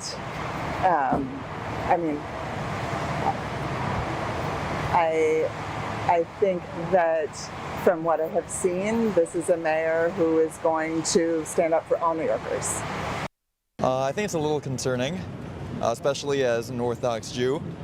Some of the rhetoric that's being spread, especially like globally with what's going on, it's a little bit scary and a little tense. For a host of reasons, it's like the perfect storm. Why all this chatter about looking for other destinations, looking to leave? It remains to be seen whether Mamdani will deliver on his promises to represent all New Yorkers, including the Jewish community, but a chunk of the Jewish community in the Big Apple could be moving out of the city very soon. And the IDF is closing out 2025 with a sweeping operational summary. A year marked by intensive multi-front combat and the targeted elimination of senior terror and regime figures across the region. More in this report from ILTV's Steve Leibovitz. According to the Army, nearly 21,000 targets were struck this year across all fronts, with more than 430 operations carried out and around 50 naval strikes. A total of 151 soldiers died in 2025, a significant drop from 363 in 2024. The decline reflects lower combat fatalities as the intensity of fighting in Gaza eased. Of the 151 deaths, 88 occurred during operational activity. In Gaza, the IDF struck more than 19,500 targets and destroyed close to 14,000 terror infrastructure sites. Among those eliminated, Mohammed Sinwar, head of Hamas's military wing and a key architect of the October 7th attack, along with senior Hamas commanders in Rafah, naval operations, and military production. Dozens of brigade, battalion, and company-level operatives were also killed. In the north, nearly 1,000 targets were struck, including launchers, weapon systems, and underground shafts. Around 380 Hezbollah operatives were eliminated, including senior commanders from the Radwan unit and the group's southern front. In Judea and Samaria, more than 7,000 terror suspects were arrested. Over 1,300 weapons were seized and millions of shekels in terror funds were confiscated. Iran was also a central focus. During Operation Rising Lion, about 1,500 targets were struck, with the elimination of 11 nuclear scientists and 30 senior regime officials, including the Iranian Armed Forces Chief of Staff and the head of the Revolutionary Guard. In Yemen, the IDF targeted the Houthis, killing senior political and military leaders and striking more than 200 sites with fighter jets. The IDF is signaling that it's ready to meet all challenges it faces and tasks given in 2026. And now, on the last day of 2025, we take a look back at the events that defined the year in Israel. From the war with Iran to the return of the hostages, this was a year that shaped Israel and the Middle East forever. ILTV's India Naftali is here with us to look back on the year. India? Yes, Lidar, 2025 was one of the most turbulent years Israel has faced in decades. It was marked by wars, ceasefires, and a regional escalation that pulled in Iran. But above all, it was a year defined by the hostages and their releases. 2025 opened with the Gaza war still raging and dozens of Israeli hostages still held by Hamas. In January, Israel approved a ceasefire and prison exchange deal. A total of 33 hostages were released in the first phase of the deal. This included some of the bodies of the hostages who were murdered in captivity, including Shiri, Ariel, and Kafir Bibas. But the ceasefire that began in January eventually collapsed. In March, after Hamas refused to extend the agreement, Israel resumed strikes and ground operations in Gaza, reigniting the war. By June, the conflict expanded beyond Gaza. Israel launched strikes against Iran's nuclear program and senior military leadership. Iran responded with direct attacks on Israel, marking a rare open war between the two countries. The fighting lasted 12 days. Throughout the year, another front simmered and flared. The Houthis in Yemen escalated attacks on Israel. In May, a Houthi missile struck near Ben Gurion Airport, injuring 8 people and briefly halting flights. Then, in October, came the moment that defined the year. On October 10th, Israel ratified a new ceasefire with Hamas. 3 days later, all 20 remaining living Israeli hostages were released from Gaza. And later, the bodies of all but one of the remaining deceased hostages were returned to Israel. Years of protest, pressure, and waiting finally culminated in their return. As 2025 comes to a close, Israel enters a new year with unresolved questions. The Gaza front remains fragile, and the threats from Iran looms. And internally, deep divisions over Haredi conscription and government leadership continue to test the country. 2025 delivered moments of relief and left behind a great deal of uncertainty. Thank you, India. And moving on, Israel is harnessing the power of bioconvergence, merging biology and technology to revolutionize the future of food and sustainability. Let's take a look. The world is facing a crisis of food scarcity, which we already feel in the price of basic food, which keeps hiking up. This challenge is faced head-on with the help of bioconvergence, a combination of biology and technology that produces solutions to various global challenges. In Israel, the groundbreaking approach is revolutionizing food technology and reshaping the global economy. For example, each year, 8 billion fertilized male eggs are destroyed after weeks of incubation, costing billions and raising ethical concerns. Enter Exit, an Israeli startup rewriting the rules of the livestock industry. Co-founded by a neuroscientist and a lawyer whose family raised chickens, the company created a way to determine a chick's sex before it hatches. Using genetics and optical sensors, Exit's non-invasive device scans each egg at the speed of light, detecting 6 specific biomarkers through the shell. The eggs are automatically sorted, saving time, money, and resources, and sparing billions of lives. Israel has a great innovation ecosystem, which is why so many food tech and other tech companies are mushrooming here. And the system also supports innovation and out-of-the-box thinking and pushing the limits of what solutions can be. Another Israeli company, Genesee, is tackling global sustainability from the sea. By harnessing macroalgae, they produce high-quality plant-based proteins for the food industry, reducing deforestation, conserving fresh water, and offering a sustainable source of nutrition. Bioconvergence is quite a complex thing because we connect here engineering, science, biology, medicine, food tech, agriculture, so many things which are coming together, and their actual role is to solve real problems. Both companies credit Israeli Innovation Authority and its National Bioconvergence Program for driving this new wave of breakthroughs. The program invests directly in pioneering projects, builds cutting-edge research infrastructure, and ensures the right talent enters the industry. By fostering collaboration and streamlining regulation, it helps companies bring products from the lab to the global market faster than ever. Bioconvergence is more than science. It's the fusion of biology, creativity, technology, and purpose. From sustainable protein to ethical farming, Israel's innovators are proving that when biology meets technology, the future of food is already here and knows no boundaries. To learn more about Israel's Bioconvergence program, visit the website. And now let's take a look at the weather forecast. Partly cloudy skies are expected tonight around the country, with temperatures reaching lows of around 11 degrees Celsius or 53 degrees Fahrenheit. Tomorrow, temperatures remain cold alongside cloudy skies with highs of 15 degrees Celsius or 59 degrees Fahrenheit. And that's a wrap for today's news. For the latest updates from Israel on all your devices, be sure to follow our ILTV channels and keep up with us on social media. That's at ILTV_Israel on all platforms. Stay informed with the latest news straight from the heart of Israel. I'm Lidarga Velazi. Be well, and thank you so much for watching.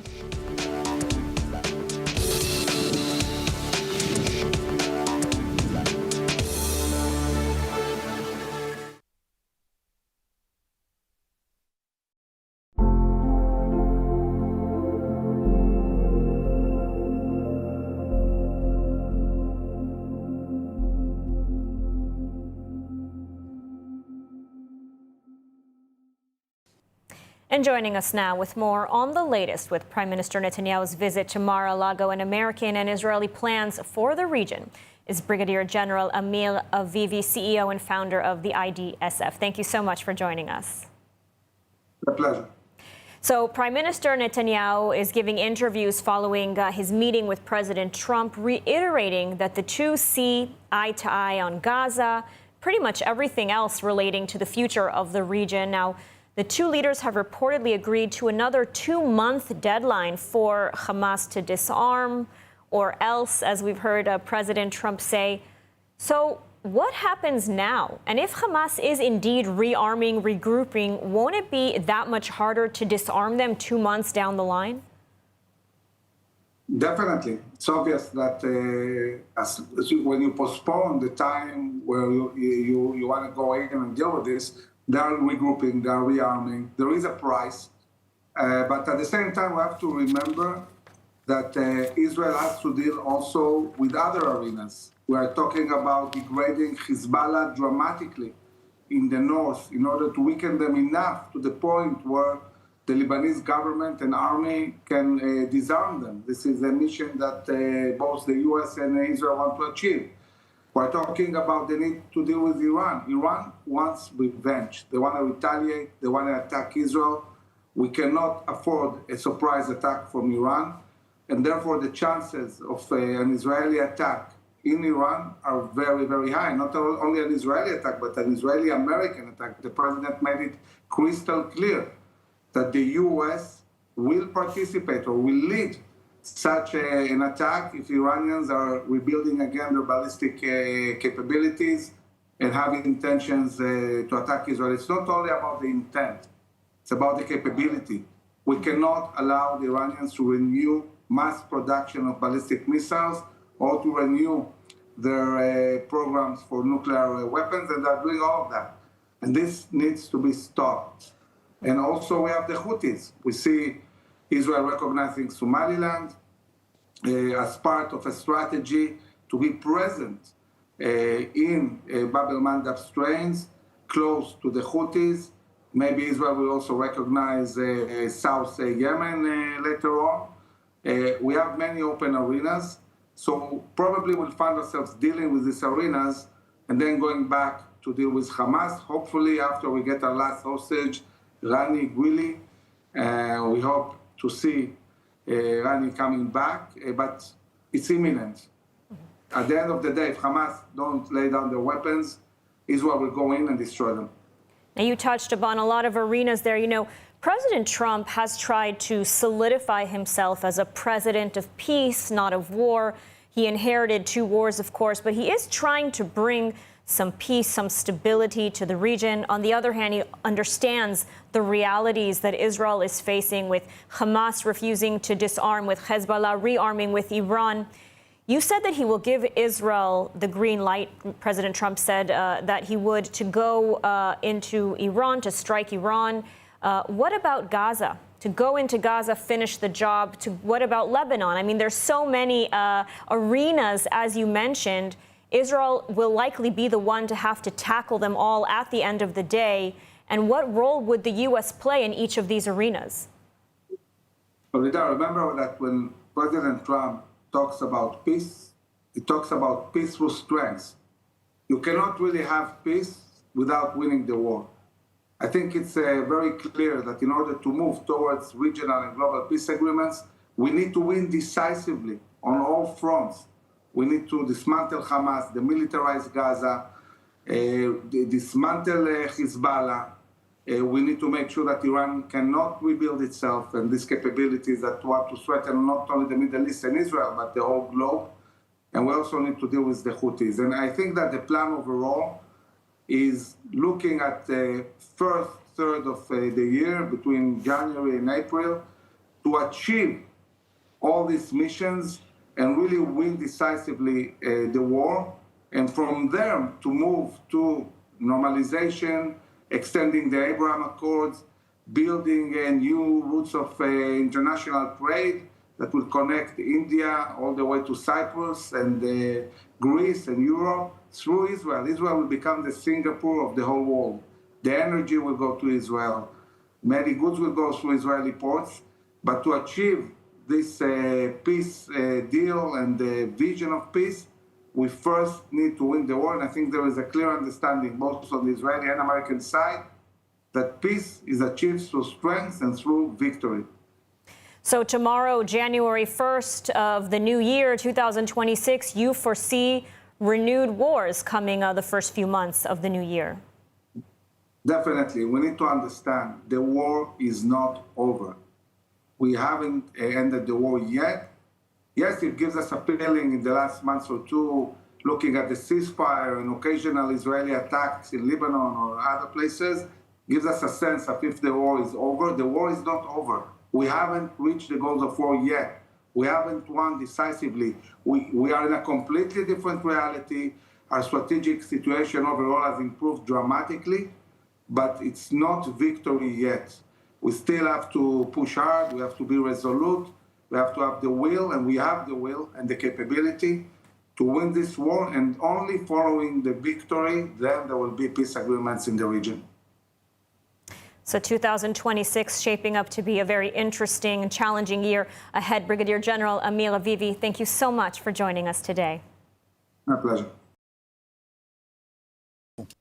Well, now joining us from Mar-a-Lago to break down some of what we're seeing at this historic summit is Alex Trayman, the CEO and Jerusalem Bureau Chief of JNS. Alex, thanks for joining us today.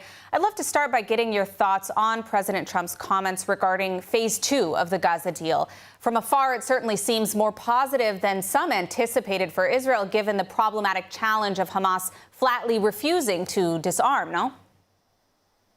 Absolutely. I think what was really clear here is that the daylight between President Trump and Prime Minister Netanyahu on the three key areas, Gaza, Hamas, Hezbollah, and Iran, really doesn't exist, that these two are lockstep. And people had been reporting that President Trump was going to push Netanyahu for a withdrawal of IDF forces from parts of Gaza in order to see the beginning of a rebuilding. But very clear from President Trump's statements that nothing to that effect is going to happen until Hamas disarms, also creating essentially a timeline between the two leaders where they will give Hamas the opportunity to disarm. They might give international forces the opportunity to disarm. But ultimately, if that doesn't work, that the green light will be given for the IDF to go and fully disarm Hamas. Now, if Israel is forced to act to disarm Hamas further, what kind of support could Israel expect to see from the United States, or is it too soon to say? I think it is a little soon to say, but the support is diplomatic support. Israel doesn't really need military support to take out Hamas in the Gaza Strip. What they need is the diplomatic backing, because ultimately the international community is going to be very upset if there's a return to hostilities. It's the United States that can turn around and say, listen, there was a deal in place. It was a 20-point plan. Phase 2 calls for Hamas to be disarmed. Israel has lived up to its obligations, as the president said, and left really the IDF with U.S. backing no choice but to go in to finish the job. Now, one of the goals of Prime Minister Netanyahu with this visit was U.S. assurances on Iran. Now, we heard Trump yesterday state this. Take a look. Will you support an attack, Israeli attack on Iran, if Iran will not have a deal? If Iran will continue with their ballistic missiles and also nuclear weapons? If they will continue with the missiles, yes. The nuclear, fast. Now, do you think that a second round with the Islamic Republic is imminent, and will we see U.S. involvement? Well, it's hard to predict. Certainly, what changed here is that the president said it's not only the nuclear sites that are problematic and would require a military response, but also the buildup of ballistic missile capacities. That seems to be like a new moving of the goalposts, so to speak. But I think what we've seen is that Iran is trying to rebuild their ballistic missile capacity. The president alluded to it. He said that they're going to be checking the intelligence, that they've heard that the Iranians are rebuilding their ballistic missile capacity. And I do think, yes, that if Iran doesn't agree to a deal that's verifiable, as the president alluded to, he said he warned them to take a deal that first time. If they don't do it now, I do think that there's a strong possibility that there could be a renewed element of attacks. And also, I think it's very important to note that this comes within the context, Emily, as you have reported, about protests inside Iran. And I think that this time around, there could be a greater emphasis on trying to destabilize the regime in Iran and to return the Islamic Republic back over to the Iranian people.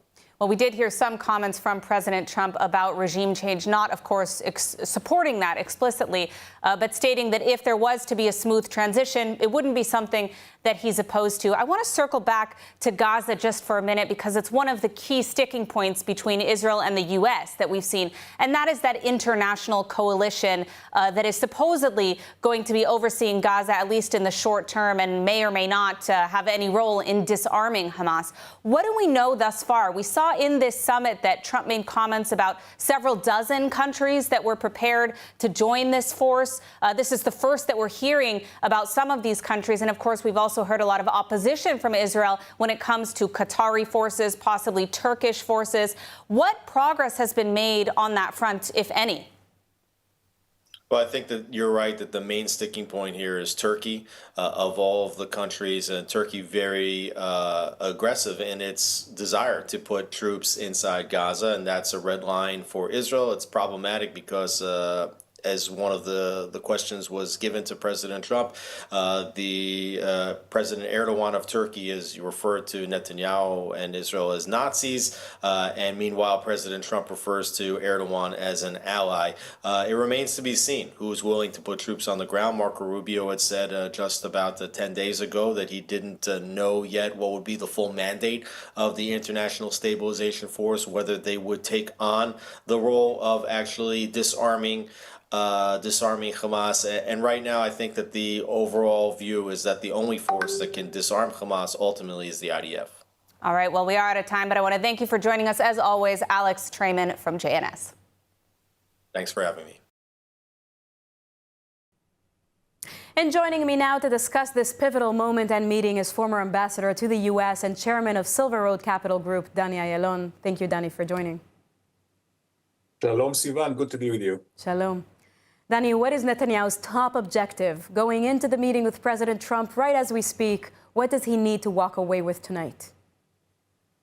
Well, I would say the top objective in terms of existential threat, of course, is Iran. And if there could be a coordinated action against Iran's ballistic missiles, against their production, maybe even their attempt to continue with their nuclear program, that would be top on Israel's agenda. However, I'm not sure that this will really match Trump's agenda, because for Trump, the first and foremost thing is to implement his 20 points for Gaza and for the entire Middle East. So he would like probably to see an advance in his program, namely the move from phase 1 to phase 2, which will be very difficult for Israel to accept, because so long as we do not get Ran Gvili, our last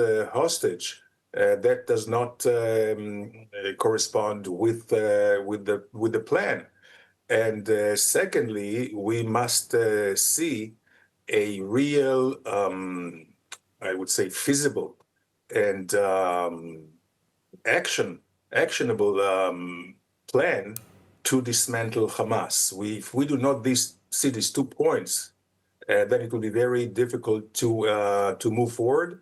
unless, of course, Trump and Netanyahu will find some kind of middle of the road in Gaza. Maybe they will talk about the idea or the intention of rebuilding Gaza, but at the same time having the Hamas dismantled. And for that, we will have to see IS, the International Stability Force, with really a real capability to dismantle Hamas. And if that would be part of the meeting or the result of the meeting, then I would say this would be a successful one. So Netanyahu is reportedly trying to convince Trump that only credible military force and not just diplomacy alone can secure disarmament of Hamas, of Hezbollah. Do you think Trump can understand and relate to that argument? Well, we hope so. We know that actually Trump is under a lot of pressure, external pressure, namely from his new allies, Qatar, and of course Erdogan from Turkey to move ahead. For them, they would like to actually save Hamas. We have to remember Qatar and Turkey are the strongest allies of Hamas. So they would have or they did already, or are putting pressure on Trump to move forward in Gaza. And also internally, unfortunately, we see some really powerful, I would say, powerful centers or powerful people of the Republican Party or the MAGA movement that also push Trump to move forward and to stop any kind of American military intervention and to stop Israel from actually winning and addressing Israel's interests, which are also correspond with American interests, but the MAGA people do not see it this way. So it will be a tall order. It's a challenge, but I think it can be done. And how would you describe the relations between the two leaders at this moment as they enter this meeting right now? Well, I think these are good relations. I think that what the two of them have achieved so far is really a real change of the Middle East. Until Trump, before Trump took office, we saw that everything was really in the doldrum, was not moving ahead, not in Gaza and not in Syria or Lebanon or Iran for sure. So they certainly are of the same mind, but the issue here would be the sequence, what comes first, where for Israel, Iran comes first, and for Trump, I think Gaza comes first immediately. So best case scenario from tonight or worst case? Well, I would say that the best case is a real warning to Iran to stop, or ultimatum to Iran on the one hand to stop their frantic building of their missiles. And the second one would be a real demand from Hamas to start dismantling or to find a mechanism that would dismantle it, and of course bringing back Ran Gvili, our last hostage. Former Ambassador Daniel Ayalon, thank you very much. Thank you. Well, now joining us to discuss the Prime Minister's trip to the United States, as well as these latest developments on the diplomatic front, is former MK and former Israeli ambassador to the United States, Michael Oren. Michael, thanks for being with us today. Always a pleasure to have you on. To start, what is the Prime Minister seeking to do with this visit to the U.S., and how likely is he to achieve those objectives? Really good to be with you, Emily. I don't know if we have an entire hour for this answer. There's so much on the table in Washington. Where to begin? Just Gaza. Gaza is about 3 or 4 different issues. How do you define a violation of the ceasefire? America appears to have a different interpretation than we have. 2 soldiers get injured on our side. That's a major violation. On the American side, it's a little blip on the radar. Why overturn a good ceasefire just for that? The question of the International Stabilization Force, when it goes into Gaza, what is the depth of the Israeli withdrawal once the ISF goes into Gaza, what to do if Hamas cannot be disarmed, and that structure can't be dismantled. So many issues just on Gaza. Then there's Lebanon, Syria, where the Syrian leader, Ahmed Shara, was in the White House several weeks ago, wanted Israel to withdraw from the buffer zone in southern Syria. Israel says, no, not unless we have a defense agreement with them. That could be an issue. President Trump gave Mr. Shara a very, very warm welcome. And then over to Iran. The prime minister is coming to say that Iran is rebuilding its ballistic missile capabilities and maybe starting to rebuild the nuclear facilities that were either damaged or obliterated, according to Mr. Trump. And will President Trump say, well, acknowledge that there actually is a problem here? It's not easy for him. He's signed on a ceasefire. He says he brought peace to the Middle East after 3,000 years of conflict. Can he acknowledge that peace is not here yet and that we may have to go through another round with Iran? And the background, Qatar, Turkey, they want a role in all of this. Israel does not want them to have a role. They are both close to this administration in Washington. Do you have an hour? And this is all going to be on the table when the prime minister goes to Florida.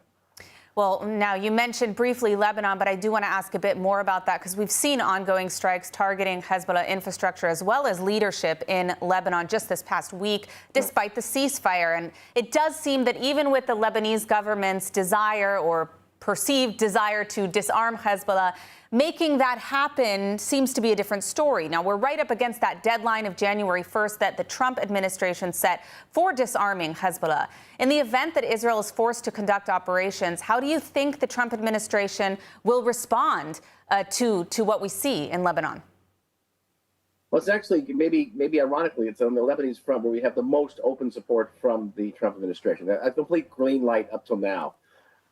Understanding that Hezbollah cannot reconstitute itself, certainly not along our border, that this responsibility falls on the Lebanese government. If the Lebanese government can't fulfill that responsibility, then Israel's going to have to do it on its own. And I don't think there's much friction here between us and the Americans, in contrast to the many possible disagreements we have over Iran and over Gaza.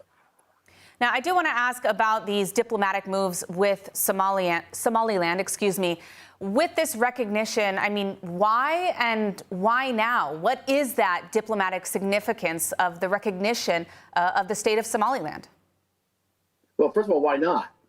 It's a strategically located country. It is a Muslim country. It is, there's no downside to it whatsoever. And if they open up their embassy in Jerusalem, even the better. It would have been nice if the United States had followed through. President Trump said it didn't seem to know where Somaliland was yesterday. He says nobody knows where it is. But having said that, I think it's an important move by Israel. I was involved several years ago in getting Israel to recognize Kosovo as an independent country. So there's a precedent for this. And the quid pro quo was that Kosovo would recognize Jerusalem as our undivided capital, and they did. So there's been no downside to our relationship with Kosovo. There'll be no downside to our relationship with Somaliland. Now, we have seen a lot of complaints from Islamic countries insisting that this move will destabilize the Horn of Africa, which, of course, is highly ironic given how unstable it's been. But I digress. Right. Now, do you think that there's any truth to that accusation, or is this another chorus of Israel condemnation and nothing will change, practically speaking? Anything that improves the highly unstable situation in the Horn of Africa will be welcome. This does, and it extends a strategic arc from Somaliland across to Israel. Hopefully, that strategic arc will include Saudi Arabia someday, maybe even Iraq, and there will be that arc of defense against Shiite-driven extremism that will extend from the Red Sea across the Mediterranean through the Persian Gulf to the borders of India. Now, we do have just under a minute, but I want to ask you, that Horn of Africa, that key area that intersects with Somaliland's territory, why is it important to the fight against particularly the Houthis in Yemen? Well, it's within striking distance. It's very close. But there are other strategic issues at bay here. It's controlling the entrance to the Red Sea, which, of course, the access to our southern port of Eilat, which has suffered greatly because of the Houthis in recent years. There's also a Chinese challenge there. The largest military base in Africa is on the Horn of Africa in Djibouti, not far from here, what we're talking about, which controls the entrance to the Red Sea. So this is it's an interesting move on the chessboard by Israel, and I would hope with greater American support in the future. Well, let's hope that the Trump administration comes around on that front. We'll continue to update you about what's going on with that Somaliland recognition. But for now, thank you so much for joining us, Michael Oren. And joining us now is a former advisor to Prime Minister Benjamin Netanyahu to break down the political, security and diplomatic pressures converging on Israel's leadership right now. Aviv Bushinsky, former media advisor and chief of staff to Prime Minister Netanyahu. Thank you for joining. Thank you, Sivan. Aviv, you worked closely with Prime Minister Netanyahu. How damaging is the Qatargate affair, in your opinion? Does it pose a real national security concern, or is it primarily a political or legal crisis? Neither of both, to be honest with you. I don't think that it will affect Netanyahu's potential to be re-elected or his campaign, because, again, it portrays him against the others. That everybody's trying to chase Netanyahu and his allies or the people that surrounds Netanyahu. But I think that it portrays a very embarrassing situation in the Prime Minister's office, the way people are working, to whom they are loyal to. You mentioned Eli Feldstein. He was walking there like zombie. Nobody knows who paid his salary. How come he was hired to the Prime Minister's office? He didn't pass the limitation of his clearance, security clearance, and also the things that he said about his colleagues. Among them, he blamed the chief of staff for Netanyahu for tampering of the investigation. And these are things that people might be concerned, troubling, and portrays Netanyahu's nest in a very, very gray way. But I don't think that it will alleviate to any other political ramifications. Now, between Qatargate, the pardon request, and the draft exemption bill, is the Prime Minister still firmly in control of his coalition, do you think, or are we seeing signs of political fracture?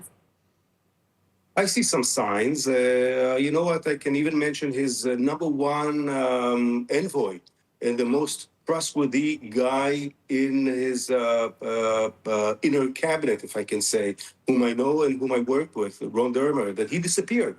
And Netanyahu is on the eve of going to Miami to meet the president, and no one prepares the visit. No one knows what's going to be there. We all know that Ron Dermer is a key person in the relationship between Netanyahu and Trump, or Trump administration. So this is one thing. And there are other issues. I can also tell you something that I was troubled with when it was published that Israel Einhorn, one of the advisors for Netanyahu, and his name was appeared on Qatargate, he is most wanted for interrogation in Israel. And yet he was allowed to enter the Israeli embassy in Washington and meet our ambassador. These are troubling things. Will it, again, affect Netanyahu? I'm not that sure, but it shows some kind of a deterioration. And I think that we should listen carefully to what was published today, even in Ynet, that Netanyahu thinks that it's high time to go for elections, because too many things, too many events are pressuring Netanyahu, from the National Inquiry Committee to the draft law and to what's going on and within Netanyahu's advisors. Yes, so it will affect, but I don't think that the Qatargate is something that will be the brick that will cause the wall to collapse. Aviv Bushinsky, thank you very much. Thank you. Now, before we continue, a quick word about how you can support independent journalism at ILTV. We're committed to bringing you original reporting and stories from Israel that often do not make it into the global spotlight. If you value diverse perspectives and reliable coverage, you can now subscribe through our app to help ILTV News grow. Just scan the QR code on your screen to help us expand our reporting.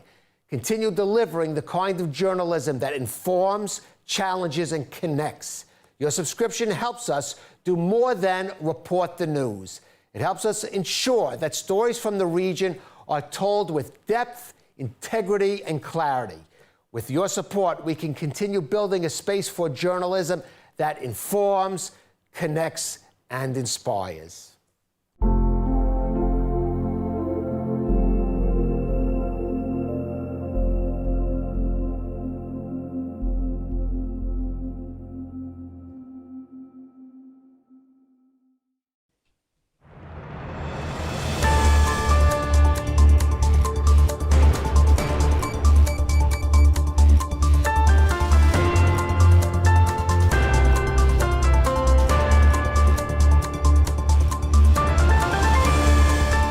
Welcome to ILTV on the Hour. I'm Sivan Raviv, coming to you live from Israel with the biggest stories from the region.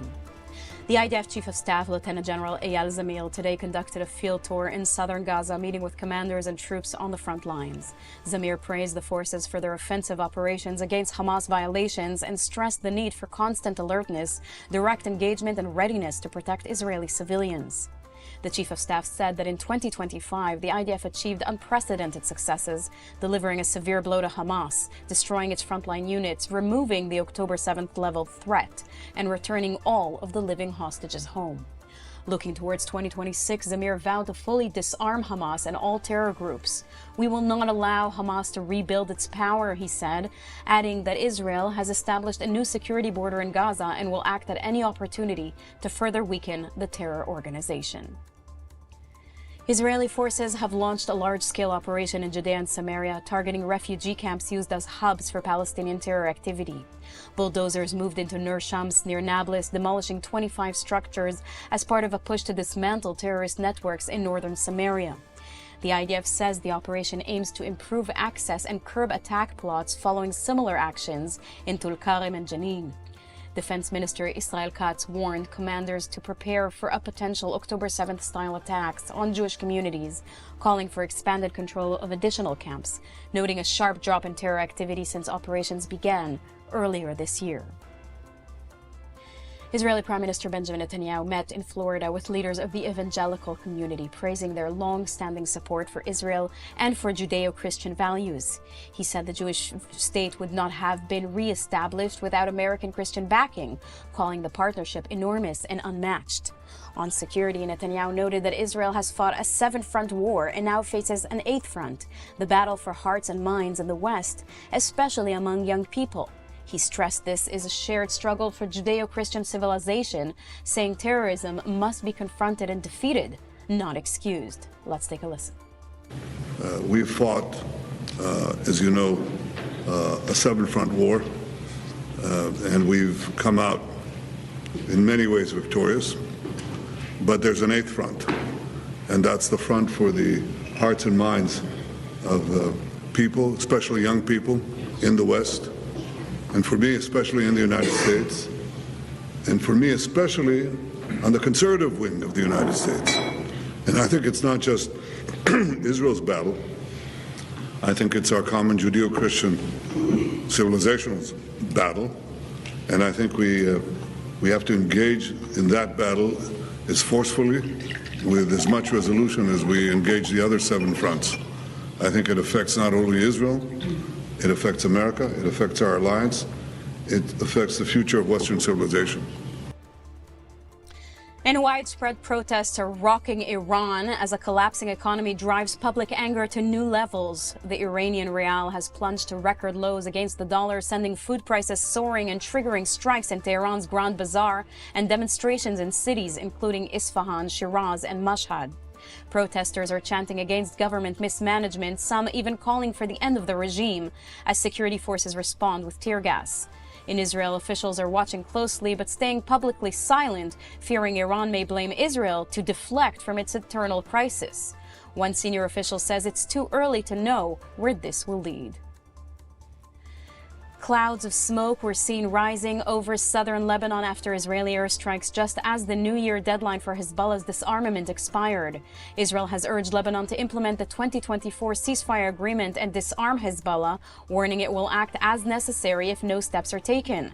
Both sides have traded accusations of violations while Israel continues targeting what it says are Hezbollah rearming efforts. Meanwhile, sources say President Trump has told Prime Minister Netanyahu he would back Israeli action if Hezbollah remained armed, a signal that Washington and Jerusalem are aligned on the northern front.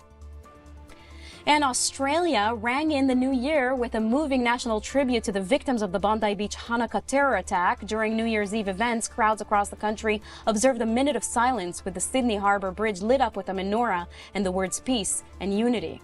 Now that's all for this edition of ILTV on the Hour. I'm Sivan Raviv. Thank you very much for watching.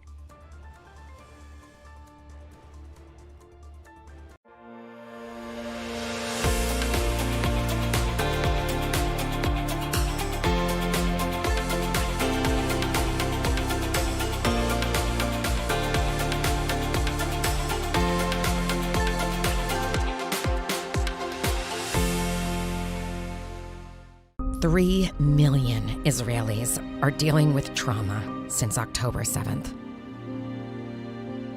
To help Israelis heal, Hadassah is there, with the largest rehabilitation center in Jerusalem, world-renowned medical centers, and youth villages. It's said, saving a life saves the world. Imagine helping millions. This is Hadassah, a life-changing force in Israel and the world. Welcome back to Axis of Truth on JNS, our last episode of the year. I'm Emily Schrader, and today we're speaking about how Christians in Iran are under assault, despite the regime's false claims that they respect freedom of religion.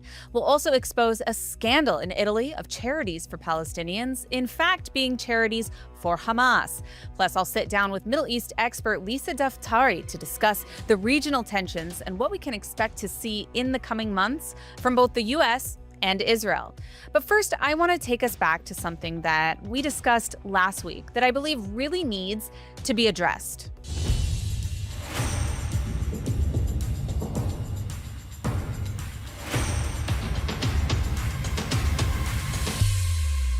So last week, I broke down the loser ideology of modern Jew hatred that's being peddled around by Tucker Carlson and Candace Owens.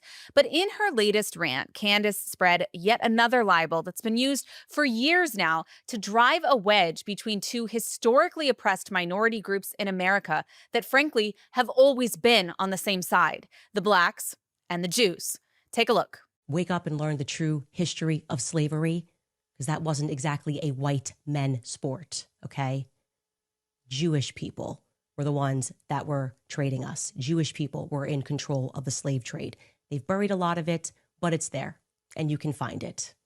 Jews are responsible for the slave trade. This claim is not just wrong, it's also a long debunked anti-Semitic libel. And yet here we are again, because anti-Semitism is always a mutating pathology that never needs facts, only bitter, useful idiots like Candace to keep it alive. Let's start with the origin of this myth.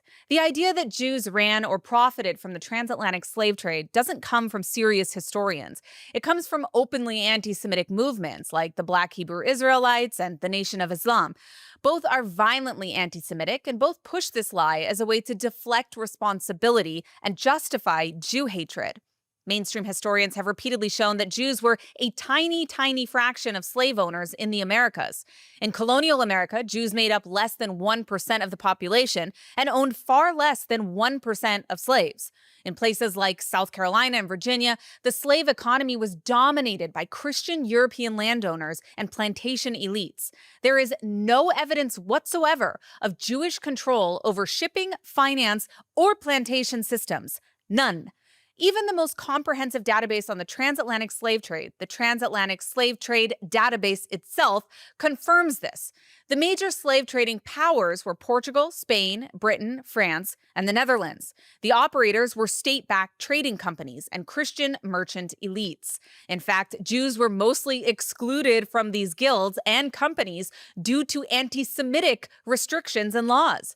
Now, here's the part that people like Candace don't like to talk about. The transatlantic slave trade didn't begin with white Europeans. It was built and expanded on an existing slave trade run for centuries by Arab and Islamic empires, long before Europeans reached West Africa. The Arab-Islamic slave trade lasted over 1,300 years. It enslaved between 10 and 17 million Africans. And unlike the transatlantic slave trade, it included mass castration of male slaves, which is why there are not very many descendant populations today. This isn't disputed information. It's documented by historians like Bernard Lewis and Paul Lovejoy. And let's talk about abolition. Who actually ended slavery? It was Western civilizations alone who led the abolitionist movement. Britain abolished the slave trade in 1807 and used its navy to enforce that globally. The United States fought a civil war that cost over 600,000 lives to end slavery. These were moral movements grounded in Judeo-Christian ethics and Enlightenment values. Meanwhile, slavery continued openly in the Muslim world well into the 20th century. Saudi Arabia didn't officially abolish slavery until 1962, Mauritania 1981, which brings us to the present. Modern slavery today is concentrated in Islamic and Arab-majority countries. Human trafficking, forced labor, and sex slavery are rampant in places like Libya, Qatar, Afghanistan, and Yemen. The kafala system enslaves millions of migrant workers. ISIS literally ran open slave markets for Yazidi women and girls. And yet the same people who never say a word about that are obsessed with blaming Jews for a system they didn't create, didn't control, and fought to end. This is not about history. Anti-Semitism is a conspiracy theory looking for a target. And when people like Candace Owens parrot lies born in extremist sects, they're not being brave or contrarian. They're being historically illiterate and morally bankrupt. Well, now that that's been cleared up, let's move on to our leading stories of the week. First off, Christians and other religious minorities in Iran are facing a wave of persecution, according to a new comprehensive report by Nufti. Christians are under assault just days after Christmas. While much of the world is still talking about peace, goodwill, and religious freedom, the new report from Nufti reveals a very different reality inside of Iran. Now, the report, titled Faith Under Siege, documents a brutal and deliberate crackdown against religious minorities following the so-called 12-day war in June, and Christians are on the front lines of that persecution. Now, when the Islamic Republic fails abroad, it always takes revenge at home. And this time it was Christians, Jews, and Baha'is who paid the price.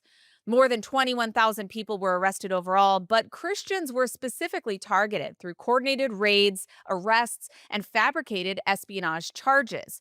Now, Nufti documents that more than 50 Christians arrested and accused of being foreign agents or Mossad mercenaries. Their actual crime was worshiping, praying, owning Bibles, and celebrating Christmas.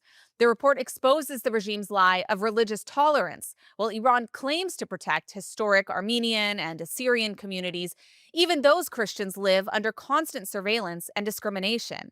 Converts from Islam face far worse, including years-long prison sentences, torture, and charges that can carry the death penalty. Despite all this, Christianity is still the fastest-growing religion inside of Iran.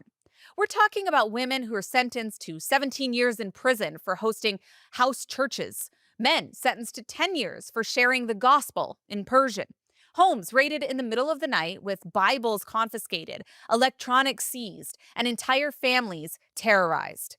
The report details how raids are often timed around Christian holidays, including Christmas, designed to maximize fear and humiliation. Detained Christians face interrogation, solitary confinement, medical neglect, and pressure to confess or inform on others.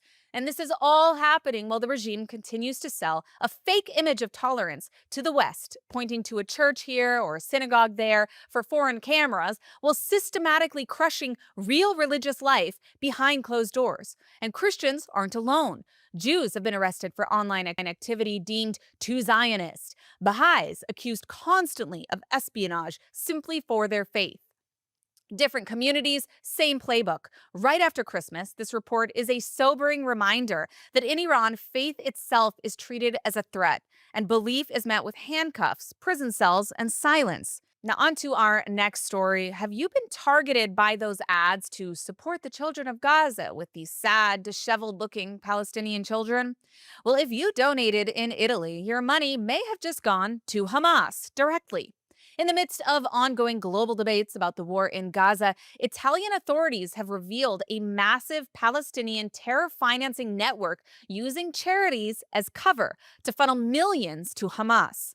According to multiple law enforcement reports, Italian anti-mafia and anti-terrorism units arrested 9 people on December 27th on suspicion of funneling more than 8 million euros to EU-designated terror group Hamas. The suspects used at least 3 Italy-based charities that claimed to raise funds for humanitarian aid, but allegedly sent most of those funds to Hamas directly. Among those arrested is Mohammed Hanoun, the president of the Palestinian Association in Italy, whom prosecutors have identified as the head of that Italian cell that facilitated these financial transfers to Hamas-linked groups. Now, what makes this case even more striking is the context of Hanoun's public presence in European activist circles. Just a few weeks ago, he was photographed at events with Greta Thunberg, whose own actions recently included being arrested in London during protests for a UK-designated Palestinian terror group. Italian investigators say the illegal funding was moved using complex international financial transactions over the last 2 years and was discovered after suspicious transactions prompted further scrutiny. Now, authorities also seized assets that were valued at over 8 million euros, including cash found in charity offices and private homes. These arrests come amid widespread anti-Israel protests across Europe. In Italy, in particular, Hamas-supporting Islamists have shut down events, public spaces, metro stations, and engaged in violence in recent weeks over the Palestinian issue in a coordinated campaign to wreak chaos across Italy. Italian Prime Minister Giorgia Meloni and other officials have praised this operation, shutting down the terror funding as an important step in uncovering how terrorist financing is frequently masked as humanitarian aid. Remember when we were criticized for saying that the protests and the fake outrage was a front and had nothing to do with Palestinians who may actually be in need? Well, here's your proof. And this story isn't limited to Europe. There are emerging signs of increasing scrutiny in Canada into the funding of charities and nonprofits that potentially are channeling resources to extremist organizations or acting as front groups for terror groups. Terrorist organizations like Hamas have long sought to use charities in the West to raise money under the guise of humanitarian aid. And it's a known tactic of both the Islamic Republic of Iran and the Muslim Brotherhood. Now, as of now, governments in countries including the US, Canada, and EU member states have opened investigations into such networks to counter these threats. Now, as 2025 comes to a close, the Islamic Republic of Iran is not reducing its military pressure or shaking off its role as a destabilizing force in the region. In fact, it's accelerating it. The Islamic Republic recently held nationwide ballistic and cruise missile drills, firing scores of projectiles into the Gulf of Oman and the Strait of Hormuz in exercises meant to simulate attacks above water, below water, and in the air, warning against miscalculation and affirming its hostility towards Israel and the West. Israeli and Western officials are watching these drills with deep concern, not just as training, but as potential preparation for future aggression, rebuilding capabilities that could threaten Israel directly. Now, Israel's leadership is discussing defensive postures and potential responses as ballistic missile production and repair facilities are already being built up inside of Iran. At the same time, the Islamic Republic is seeking to bolster a tripartite security axis with Russia and China, powerful dictatorships that share their anti-Western goals and a willingness to circumvent international norms and sanctions.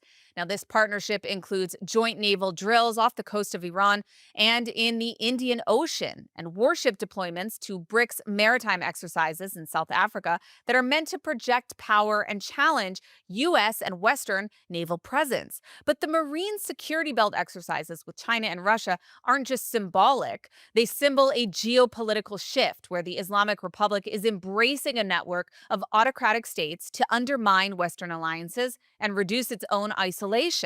China and Russia offer political cover in international bodies as well as strategic backing, even as they pursue their own interests. Now, for Israel, this is a dual threat. The Islamic Republic's missile program could serve as a delivery system for future weapons, while its alignment with global powers like China and Russia are providing it with diplomatic and potential military backing on the world stage. Israeli leaders have already made it clear that they're monitoring these drills and capabilities closely and are preparing defensively in coordination with the United States, which is one of the reasons that the prime minister is visiting the United States this week. Now, another concern is that the plans for expanded BRICS naval exercises hosted by South Africa could place Islamic Republic warships in the Atlantic for the first time, extending the strategic reach of this axis far beyond the Persian Gulf and directly into global trade routes and Western security interests. This is not random military posturing. It's a pattern of militarization and strategic alignment with Russia and China that advances anti-Western goals and threatens regional and global stability. This is not just about Israel. And as the Islamic Republic continues these drills, its strategic partnerships and missile capabilities will be at the center of Israel's defensive calculations and really should be at the center of all of the West's defensive calculations as well. Well, joining me now is Lisa Daftari, a Middle East affairs expert and internationally renowned journalist who spent years exposing the Islamist ideology of the Islamic regime in Iran, their operations, and the growing influence as well of the Muslim Brotherhood in Western democracies from the Middle East to Europe to the United States. Now, Lisa has been a leading voice warning about the dangers of ideological subversion, sanction evasion, and the role of state actors like Qatar in funding and mainstreaming extremism while simultaneously positioning themselves as Western allies. Lisa, thank you so much for joining me today. Now, for years, successive U.S. administrations have avoided any serious commitment, at least, to regime change in the Islamic Republic of Iran, even as the regime continues to oppress its own population, fund terrorism globally, destabilize the entire region, even attempted to assassinate President Trump. So why has Washington been so averse to pursuing regime change in Tehran? And has that reluctance, you think, cost anything in terms of the Iranian people and Middle East stability? Yeah, it's a great question because everyone wonders. I mean, there is no good reason for this regime to stay in power. If you look at the brutal human rights, if you're not into the human rights, you look at the nuclear weapons, you look at regional destabilization. They have their hands in all kinds of crimes, exporters of terrorism, funding terror proxies globally. They're at the footbed of the United States in South and Central America with their presence there. So, of course, then again, we come back to your question, why hasn't anything been done? Well, Republican and Democrat administrations have had a very knee-jerk reaction to regime change, the concept of regime change, because it has failed us so badly, because it has been applied in situations and in circumstances that it did not sustain. We were not able to bring about stability in the places where we tried that, whether it was in Afghanistan or it was in Iraq, even in Venezuela more recently, we had a failed attempt. So for that reason, there is this reluctance. What has that done? That has ping-ponged us between these two poor choices of bomb Iran or let Iran get the bomb. Whether you look at the Republicans or the Democrats, it has been very, very extreme. And of course, somewhere in the middle there, we have the Iranian people, which are the best option for the future of Iran, that they're the ones who make this circumstance, this example, very different than the other examples where regime change has been applied. And they're the ones telling us, we don't want this regime. We will become partners with the West in toppling this regime. We just need your help and we need your support. So in a nutshell, that is basically what we've seen. And because of this reluctance to go forward with a policy of regime change, we have seen other types of policies. We have seen diplomacy used, and let's have more talks and have talks about having talks, and then have talks, sign negotiations like the JCPOA, and watch as the Iran regime basically bamboozles the entire West and the UN and everyone else. They find loopholes around the sanctions, and the centrifuges keep spinning. In the meantime, more executions and more chest thumping and more funding of the proxies that led us to October 7th, more funding of Hezbollah and Hamas and the Houthis, and the list goes on. So to summarize, again, no good reason for this regime to stay in place. They gain more and more power every day that they are, even though I know we talk about them, they're the weakest they've ever been. This is the breaking point. But you know what? In the meantime, every hour that they are in power, it gives them more confidence to move forward, gives them another chance at killing innocent activists, and again, putting more money, whatever money they can, work around the sanctions into terrorism. Now, you mentioned Venezuela. Recently, the U.S. has openly supported regime change efforts, at least in word, in Venezuela, yet refuses to apply the same pressure to Iran. Do you think that Western policymakers see the direct connection between Tehran and Caracas, particularly Iran's role in Venezuela's intelligence service, security cooperation, and sanction evasion networks? I mean, why is there this difference in policy that we see, and can anything change that? Right. So look, you have Marco Rubio in the position of Secretary of State, who's masterful in understanding foreign policy. I don't for a minute believe that he doesn't realize that there is a Hezbollah and Iran regime threat just at the footbed of America. I think he very much understands that. But while they have stopped short of saying we are actually approaching the Venezuela situation to cause regime change, they said, we don't mind if that happens to be a result of what we are doing in terms of stopping the war on drugs and these cartels. We're going to treat the cartels as terrorists. And of course, you and I both know that who is tied into the drug business in South America very, very neatly are the terrorists, are the IRGC commanders. They are Hezbollah. You have, for years and years, the Iran regime has very much dedicated its attention, its resources into becoming one with the fabric of South and Central America. What does that mean? Setting up cultural centers, learning the language. You even have people who are running for local and larger positions in politics to really embed themselves. And that's why, as you mentioned, there are direct flights between Caracas and Iran. Why? I mean, there's a reason for that, right? There were exposés about fake IDs and fake passports and getting members of the Iran regime who were hiding for cover during the 12-day war, for example, to get them to Caracas to hide them there.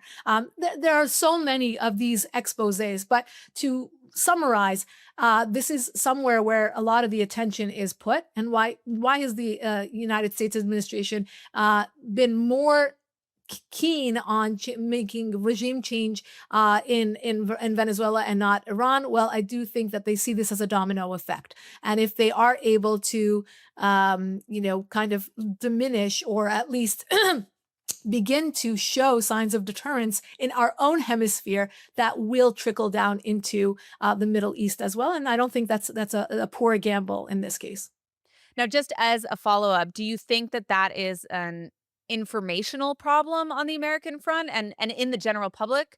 I mean, if we know that Iran is operating in the Western Hemisphere via Venezuela and others, why is it still being treated? Why is it still being viewed as a regional problem to the Middle East rather than something that is a direct threat or can be a direct threat to the United States?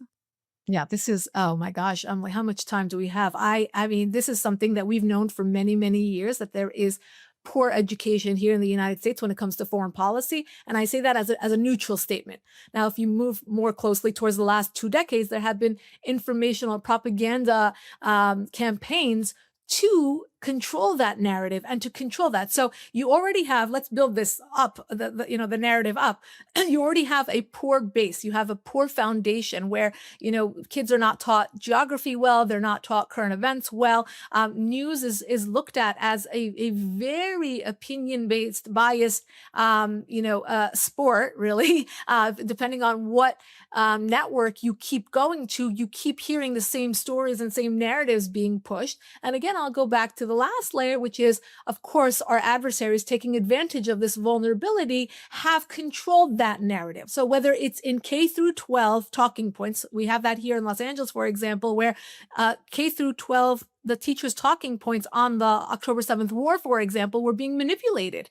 They weren't teaching about Israel. They took it off the map in many instances. And of course, teaching it in a very pro-jihadi lens, which is, it's mind-boggling to think. You know, you think about where we were as a country here in the United States after 9/11, and then look at where we are after October 7th. It's a 180. So yeah, you have K through 12, and then you have college, which is completely, I just wrote an op-ed last week about, we have to vet and shut down the Middle Eastern studies departments at these universities until we can really say for sure that we don't have extremists running these departments. And of course, when you have extremists running these departments, what are the talking points? What's the curriculum? What are these kids learning? And they're the ones who major in Middle Eastern studies, myself probably being the one exception, go on to, espouse these talking points in positions of power, whether they join the State Department or the CIA or the FBI or go into criminal justice or go into teaching or whatever it may be. So there is a major problem of propaganda, of foreign money, whether it's the Russians, the Chinese, the Iran regime, the Qataris controlling the news, controlling social media, paying influencers, getting into the university system, getting into think tanks. So both in terms of formal and informal establishments and institutions here in the United States, we are completely compromised. That's not a fear-mongering kind of statement. You can dig deeper yourselves and to understand, I mean, where is the media getting its information, right? Why aren't we talking about the Iran's and regime's influence here in our hemisphere? Why shouldn't people know about that? Why shouldn't people know about the cover-up that we had under the Obama administration about stopping Hezbollah's, in its tracks while it was developing at that point its footprint in South America? So again, all the receipts are there. We have to just back up. And of course, and I hate to say this, but it's very difficult to fight this ideology. You look back at the Cold War ideology and how the United States and the West in terms of our own hemisphere was about to become compromised, and how we took a stand against that ideology. We are so far into this, into this campaign of becoming compromised, being bought out, being bought over, that people can't recognize the difference between propaganda and the truth. And that is a major, major issue. And that's the obstacle that's truly standing in the way of people understanding these threats. Well, I want to shift gears a little bit, although I do want to go back to the subversion issue because I think there's more to discuss about that. But I want to ask you first about the Crown Prince Reza Pahlavi, because we've seen that when it comes to Iran, there's a lot of Western leaders who claim that they support the Iranian people, that in theory they would support a regime change even. But we haven't seen a lot of world leaders throw their support behind Crown Prince Reza Pahlavi, who represents a democratic alternative to the current regime. And while, of course, not all Iranians support him, he does remain the most known and most respected opposition leader by the highest number of Iranians. And that's very consistent across polling. Why do you think that he is what I would argue that he's overlooked by the West? I mean, is this intentional? And what kind of message is that sending to Iranians inside of the country? Right. I think you made a great point to say that he's being overlooked and he is the most popular. I think that it's factual that, with all of the reporting or research that I've done over the last 20 years, that has remained the case. I think the reluctance is twofold. One is, again, education. I think Reza Pahlavi has been very much careful about how he is spreading his message, because he does not want it to become tainted. He wants it to become, remain pure, that his goal is only for the future of Iran to be secular, democratic, a republic where the people have a vote and the people have a say. And he's been very clear about that. So when people kind of misquote him and kind of misrepresent what he stands for in terms of he wants to be the leader, or he will go back, or will his daughter become the leader? I mean, there's so many things. He's been very clear about only one thing, that he will help in whatever capacity he can to be the catalyst to cause that regime change for a better future for Iran. And again, he's been very clear about that. Now, why hasn't this message resonated with or hasn't caught on with the support that this message deserves, or this person or this platform deserves? I think it's the reluctance, just like we said about regime change, about going back in time in history. When people think about the revolution that happened in 1979, I think there is, again, there could be more education about it, and there are a lot of misnomers. There are a lot of falsified facts about it. I mean, when we look at when the revolution happened, people think of the freedom fighters as those who toppled the Shah, when in reality now the narrative is flipped. It was back then too. I don't even want to get into that because that's like a whole 2-hour conversation. But the truth is, when you talk about occupied land, that was an occupation. You had a contrived revolution that happened in 1979. Fast forward 46, 47 years, and now you have the real opposition, the people who are the kids and the grandkids of those who witnessed the 1979 revolution, who are pro-Reza Pahlavi and pro-freedom. So it's difficult for people to understand this at its basic, let alone when you have to flip that narrative and say, no, the real freedom fighters are these people. And then, add to it that layer of Code Pink and the blue-haired college kids who think the real freedom fighters are the Ayatollah and the mullahs who are killing the actual freedom fighters. I mean, you can't make this stuff up. But to go back to your question, I think it's important to raise this kind of awareness. I think you do a great job at it. I try my best as well. And I know that Prince Reza Pahlavi and his team try to do this as well, to keep this message as pure as possible. Of course, again, going back to the propaganda, going back to the kind of the sabotaging of this, it comes from the mullahs, who are number one at cyber attacks and the bots and all of the work that they do on social media. I've been hacked so many times. I've become a cybersecurity expert just because of my own protection, because this is what they do. They target anybody who dares speak the truth and to reveal what they are doing. And that is, changing the narrative or shifting the narrative to be against Reza Pahlavi, to create this infighting among the opposition. But I do think one thing is absolutely true. And if anyone wants to walk away from this conversation, this interview, taking away one thing, is that the majority of 80 to 90 million people in Iran agree that they want a free, democratic, secular republic future for Iran. And that's a huge statement. And for the majority of those people to stand behind Reza Pahlavi as a symbolic figure for that change, I think the West needs to pay more attention to him and his message. Well, changing gears a bit, on Christmas, we saw that President Trump acted pretty decisively to defend persecuted Christians in Nigeria, striking ISIS on Christmas. Yet there seems to be a lot less urgency when it comes to Iranian Christians, and Christianity being actually the fastest growing religion inside of Iran. Now, of course, there's also massive persecution against other religious minorities who have faced the wrath of the Islamic Republic, including Baha'is, including some of the Jewish community. Why do we see this double standard persist on the political level? Is this more about geopolitics for the Trump administration, or is there some kind of discomfort with confronting the Islamic Republic itself? I mean, what is the limiting factor here? Why do they view attacks on Christians in Nigeria differently than they do on, attacks on Christians inside of Iran itself? Yeah, great question. And the persecution of Christians in Iran has been a major area of coverage for me for, again, about 22 years now, covering the different pastors that were imprisoned just for practicing Christianity.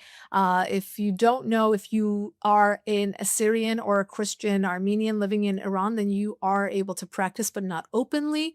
But if you do convert away from Islam to Christianity, it is punishable by death. So you look at the number of people risking their lives just to celebrate Christmas or go to church. That's why there has been such a surge in underground churches, because a lot of Iranians don't basically find themselves in line with Islam. They have turned to Christianity as a way to pray, as a way to connect with a higher source. And because of that, there has been such a big reaction from the regime, a significant crackdown on these churches and on Christians living in Iran. The strategy of the Trump administration is not to discriminate between Iranians and anyone else in Africa or anywhere else. It's to not cause any escalation. The Trump administration will do what it can in its early stages of any sort of conflict, anyone that goes against our interests, anytime that they can deliver a message without escalation. And this is one of those cases. So on Christmas Day, the fact that he was able to deliver those messages, deliver those missiles with messages to say, A, we will not tolerate the rise of ISIS again. We will pick up from where we left off in our first administration, because the Biden administration did not address this at all. Number two, we will deliver that message on Christmas to tether this message to the persecution of Christians. And three, it's a message to the GOP and the woke right and the woke left to say, we are defending Christian and Judeo-Christian values around the world. So this is where we stand. We will not tolerate it, not in our own party and not abroad. So I think this was, again, a good gamble for the Trump administration. Deliver a message short and sweet and not let it escalate. Iran is a very different situation. The 12-day war, for example, my question to many generals in Israel was, why 12 days? Why was it an arbitrary 12 days? Why wasn't it 14 days or 17 days? Did you feel as though that was enough to get the job done, or was that a call by the White House? And the answer I got overwhelmingly across the board was that we achieved our goals. That's what we wanted to do, and we didn't want it to carry out. And the Trump team and the Israeli government were on the same page in terms of not letting it escalate to a place where more people would be killed, more discriminate missiles would fall into Israel, there'd be more casualties, etc. I think that is an important takeaway from this whole thing, to say the Trump administration got on board with Bibi to participate in the 12-day war because the parameters that were set is that it was going to be limited, defined. We're going to get in and we're going to get out. And I think that is exactly what the Trump administration, their basic strategy across the board, regardless of whether it's in Venezuela or in Africa or in the Middle East, has been. We're not going to let anything reach escalation. We're not getting boots on the ground. We're not going to let this escalate, but we will deliver a message loud and clear.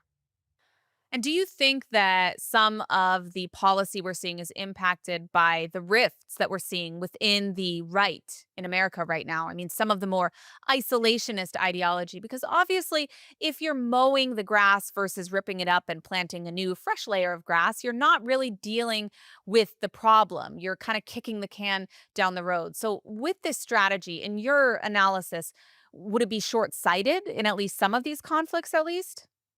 It depends. Obviously, there's no one-size-fits-all, foreign policy that can be applied. And I think across the board, I am overgeneralizing how the Trump administration deals with many of these situations. But I think that is, a fair assessment to say they don't want escalation. They do want to deliver messages, and they do want to establish deterrence. The one thing we have to acknowledge is that this administration has only been in office for less than 1 year. They had a huge task of reestablishing American power on the global stage, reestablishing deterrence that was not there. It was lost for 4 years. Reintroducing ourselves to the Iran regime, reintroducing ourselves to Hamas and Hezbollah and to ISIS and to the Houthis. And, we're playing whack-a-mole, getting to all these different threats and reestablishing again that, there's a new sheriff in town, as the saying goes. What's happening in the far woke right, I mean, they wouldn't call themselves the far right, I would, but let's say the woke right, is the isolationist, the isolationist theory is an excuse. It's not real.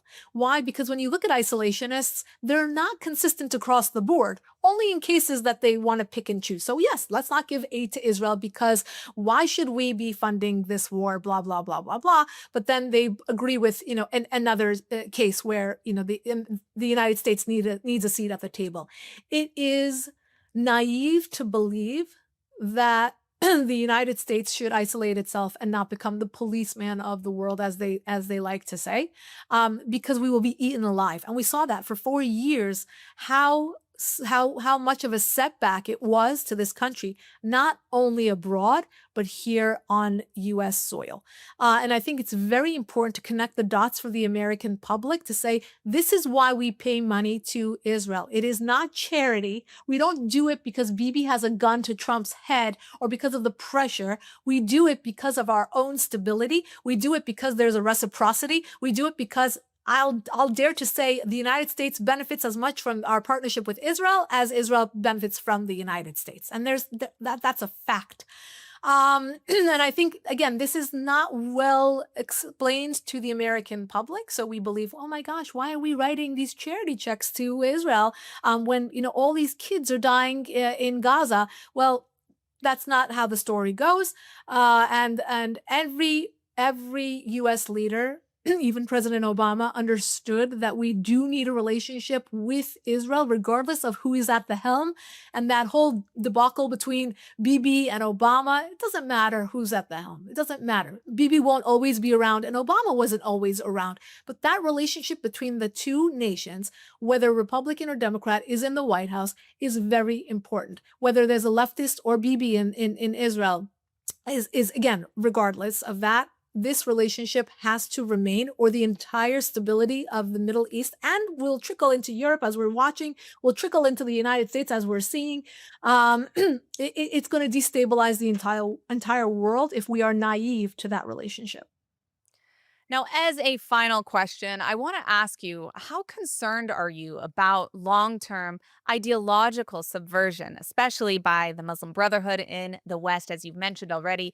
And do you see signs of, willful blindness or even collusion with parts of the U.S. government? And I'll be frank, especially given Qatar's role in funding Islamist movements while positioning itself as a key Western ally with this particular administration. I mean, how can they be an ally, as President Trump claims, but also be spending billions to subvert American youth to ultimately destroy the United States? Absolutely. And I think there has to be parameters that we have to put into place. Look, the Abraham Accords, let's go back to that mindset, is a wonderful thing for the United States, for the region, for Israel. It's a way to bring stability to the region while sidestepping the Palestinian-Israeli issue, while bringing together the sane-minded, modernized version of the Middle East that most Middle Eastern normal people want. It's prosperity, it's apps, it's technology, it's tourism, it's all of that. And I think Donald Trump hit upon something brilliant with Jared Kushner in his first term and was able to bring that about. Now, do people take advantage of that? Absolutely. Do the Qataris have money? Absolutely. Who needs money? Everybody. The think tanks need money. The libraries need money. The politicians need money. Influencers need a lot of money. And look, the Qataris are willing to write those checks. So, as you said, will we allow this money to be intertwined with an ideology that they have spread already like a disease into our institutions, again, in politics and in universities and at our think tanks and at our libraries, etc. I do think there are enough people who understand this threat in this administration. I think they are working on this threat. I know the Department of Education. I know people inside the State Department that are very much zoned in on stopping this threat. I think it's going to take some legislation in terms of transparency, in terms of reporting. I know these schools work around it because, for example, they will move the campus to Doha and they will have a Doha satellite school so that they can get the money that comes in, but they also have, an excuse sort of to say, well, our school is in Doha. But most people don't know if if a school, Cornell or Northwestern or any of the schools that have satellite, the chapters in other parts of the world, they basically, if there is some sort of invention, if there is some sort of patents that comes out of those schools or those satellite schools, they belong to Qatar and not to the United States and not to those schools. So it's interesting to see what we are signing away, what we are giving away, the cost of these relationships. But again, for Qatar, this is soft power. It's easy. It's an underhand wiffle ball pitch, and they're hitting it out of the park. And I think again, it becomes a burden on us to say, were you offered Qatari money? I was, and I had to say no, and it was a lot of good money. And I say that because it's difficult to say no to good money when you are in a field that doesn't make that much money and they're willing to pay you to, think a certain way or to speak a certain way and to use your platform for them and their talking points. So it's interesting to watch how this is unfolding here in the United States. But I do think left and right, we do have an issue when we are hijacked. I don't think there's no boundaries on which political party is going to be targeted. I think the left was already compromised and now it's the right. So it's, the goal of any subversion or any kind of propaganda is to divide from within. And when you think about that and how badly we are divided here in the United States, it truly, it really begs for some vetting and some real reflection as to where the money's coming from and what it requires from us. What are we surrendering? All right, we do have to leave it at that, but I want to thank you, Lisa Daftari, for joining us today on Axis of Truth. Thank you so much for having me. Well, as we wrap up the year, let's take a look at the good, the bad, and the ugly this week, the last week of 2025. First things first, Americans concerned about Islamic terror. Not what you would hear from pundits like Tucker Carlson and Candace Owens. Now, the left and the right can argue about a lot of things, but reality still has a way of cutting through propaganda. This week, a poll at TPUSA, Turning Point USA's conference, found that a clear majority of those attendees are deeply concerned about radical Islam as a threat to the United States. In fact, they view it as the biggest threat to America. Now, this same straw poll asked attendees if they viewed Israel as an important U.S. ally. 87% answered yes. Now, that matters because it directly undercuts the absurd claims that we heard just this week from Tucker Carlson, who said he couldn't name a single victim of Islamic terrorism in America over the past 24 years. A statement that's not just wrong, but also deeply insulting. Orlando, San Bernardino, the Boston Marathon, Fort Hood, just for a few examples. These aren't abstract events. They're mass casualty attacks, Islamist attacks that tore families apart and shook the country. The fact that young conservatives in that room recognize this truth, despite a barrage of disinformation from figures like Tucker and Candace Owens, is actually encouraging. It shows that even in an era of algorithms and grifters, people can still think clearly about what actually threatens America. And that is a very good sign. Now, the Islamic Republic never misses an opportunity to show just how small and petty they are. And this week, state media blurred out U.S. Special Envoy Morgan Ortagus' Star of David necklace during coverage, as if a piece of Jewish jewelry posed some kind of national security threat. As a reminder, this is the same regime that executes women for not wearing hijab, that imprisons people for dancing, yet it's terrified of a Star of David necklace on television. This is what offends them. Not corruption, not poverty, not the suffering of Iranians, a Jewish symbol. The censorship was pathetic and transparent and perfectly on brand for a regime that's fundamentally built on Jew hatred and insecurity. It's also a reminder that the Islamic Republic's problem is not Israel or the West, but its own paranoia and Jew hatred. And finally, for our ugly story of the week, there's ugly and then there's just plain moral rot. And nothing exemplifies that more than the moment when Brianna Joy Gray rolled her eyes at the issue of sexual violence that took place on October 7th against Israeli women. Now, this issue was raised by Yarden Gonen, the sister of then hostage Romi Gonen. That dismissive gesture was not a debate move. It was contempt for women who were raped and who were tortured. It was contempt for Jews. And now she was rightly fired for that disgusting and unprofessional conduct. But this week, the truth became even more devastating. And that's because we heard from Romi Gonen directly. Romi Gonen spoke out and confirmed that even while that interview was taking place, she herself was in Hamas captivity, being subjected to repeated sexual violence by her captors in Gaza. Let that sink in. Well, her sister was begging the world to care about the plight of Israeli women who have suffered under sexual violence. A prominent female commentator was rolling her eyes on national television. This is not something that should be walked back or forgiven. It reveals an ugliness of the heart and dehumanization to extreme levels. Brianna Joy Gray is not just wrong, she's an enemy to women everywhere, and history should remember her as such. Well, that's it for 2025 on Axis of Truth. Of course, we'll be back in 2026 with more interviews and stories from the Middle East. I'm Emily Schrader. Be sure to follow me on social media, Emily K. Schrader or Emily in Tel Aviv on Instagram. And thank you for watching. We'll see you next year on Axis of Truth, and wishing you a happy, peaceful new year. Your dream apartment in the holiest city in the world is just a click away.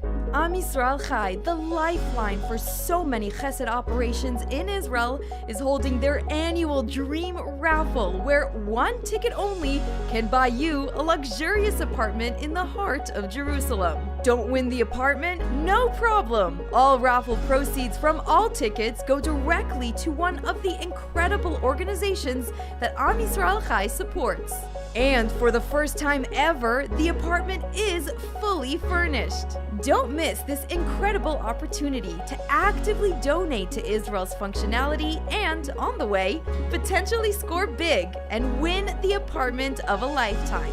Scan the QR code now to join. When you buy from Blessed by Israel, you're not just shopping, you're standing with the families of Israel's heartland. Every bottle of delicious olive oil, handcrafted necklace, or jar of honey carries the spirit of Judea and Samaria. These, along with many more products, are the tastes, scents, and stories of the Promised Land, made by people rebuilding our biblical homeland every day. Shop now at blessedbyisrael.com and use ILTV's special code BLESSISRAEL for 10% off on your first order. Thank you, India. And moving on, Israel is harnessing the power of bioconvergence, merging biology and technology to revolutionize the future of food and sustainability. Let's take a look. The world is facing a crisis of food scarcity, which we already feel in the price of basic food, which keeps hiking up. This challenge is faced head-on with the help of bioconvergence, a combination of biology and technology that produces solutions to various global challenges. In Israel, the groundbreaking approach is revolutionizing food technology and reshaping the global economy. For example, each year, 8 billion fertilized male eggs are destroyed after weeks of incubation, costing billions and raising ethical concerns. Enter Exit, an Israeli startup rewriting the rules of the livestock industry. Co-founded by a neuroscientist and a lawyer whose family raised chickens, the company created a way to determine a chick's sex before it hatches. Using genetics and optical sensors, Exit's non-invasive device scans each egg at the speed of light, detecting 6 specific biomarkers through the shell. The eggs are automatically sorted, saving time, money, and resources, and sparing billions of lives. Israel has a great innovation ecosystem, which is why so many food tech and other tech companies are mushrooming here. And the system also supports innovation and out-of-the-box thinking and pushing the limits of what solutions can be. Another Israeli company, Genesee, is tackling global sustainability from the sea. By harnessing macroalgae, they produce high-quality plant-based proteins for the food industry, reducing deforestation, conserving fresh water, and offering a sustainable source of nutrition. Bioconvergence is quite a complex thing because we connect here engineering, science, biology, medicine, food tech, agriculture, so many things which are coming together, and the actual role is to solve real problems. Both companies credit Israeli Innovation Authority and its National Bioconvergence Program for driving this new wave of breakthroughs. The program invests directly in pioneering projects, builds cutting-edge research infrastructure, and ensures the right talent enters the industry. By fostering collaboration and streamlining regulation, it helps companies bring products from the lab to the global market faster than ever. Bioconvergence is more than science. It's the fusion of biology, creativity, technology, and purpose. From sustainable protein to ethical farming, Israel's innovators are proving that when biology meets technology, the future of food is already here and knows no boundaries. To learn more about Israel's Bioconvergence program, visit the website. Now, before we continue, a quick word about how you can support independent journalism at ILTV.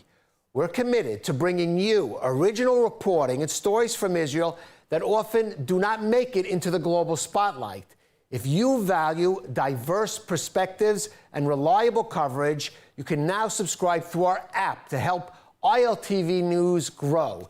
Just scan the QR code on your screen to help us expand our reporting, continue delivering the kind of journalism that informs, challenges, and connects. Your subscription helps us do more than report the news.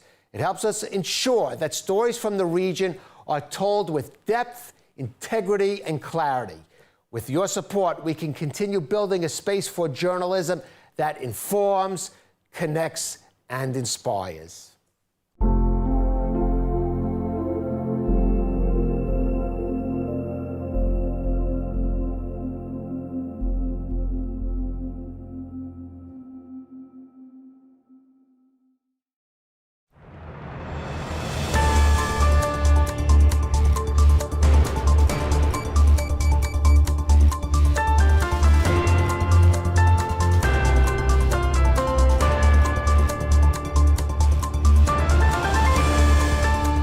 Welcome to ILTV on the Hour. I'm Sivan Raviv, coming to you live from Israel with the biggest stories from the region.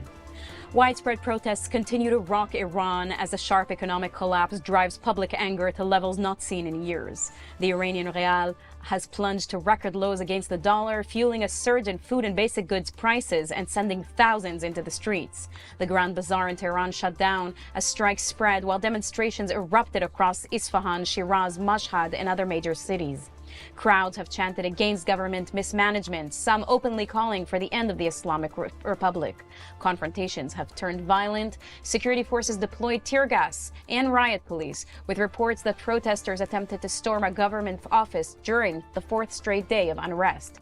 According to local media, at least one volunteer in the IRGC was killed in clashes, marking a notable escalation. In response, Iran's chief prosecutor has threatened a decisive crackdown if protests continue to destabilize the country. Israel is monitoring events closely but remaining publicly silent, concerned that any statement could allow Tehran to deflect blame outwards. Israeli forces have launched a large-scale operation in Judea and Samaria targeting refugee camps used as hubs for Palestinian terror activity. Bulldozers moved into Nur Shams near Nablus, demolishing 25 structures as part of a push to dismantle terrorist networks in northern Samaria. The IDF says the operation aims to improve access and curb attack plots following similar actions in Tulkarem and Jenin. Defense Minister Israel Katz warned commanders to prepare for potential October 7th-style attacks on Jewish communities, calling for expanded control of additional camps, noting a sharp drop in terror activity since operations began earlier this year. Prime Minister Benjamin Netanyahu met in Florida with evangelical leaders praising their longtime support for Israel and for Judeo-Christian values, calling the partnership enormous and essential to the state's reestablishment. On security, Netanyahu noted that Israel has fought a 7-front war and now faces an 8th front, the fight for the hearts and minds in the West, saying the battle against terror is a shared one and must be confronted, not excused. Let's take a listen. We've fought, as you know, a 7-front war, and we've come out in many ways victorious, but there's an 8th front, and that's the front for the hearts and minds of people, especially young people in the West, and for me especially in the United States, and for me especially on the conservative wing of the United States. And I think it's not just Israel's battle. I think it's our common Judeo-Christian civilizational battle, and I think we have to engage in that battle as forcefully, with as much resolution as we engage the other 7 fronts. I think it affects not only Israel, it affects America, it affects our alliance, it affects the future of Western civilization. Clouds of smoke were seen rising over southern Lebanon after Israeli airstrikes, just as the New Year deadline for Hezbollah's disarmament expired. Israel has urged Lebanon to implement the 2024 ceasefire agreement and disarm Hezbollah, warning it will act as necessary if no steps are taken.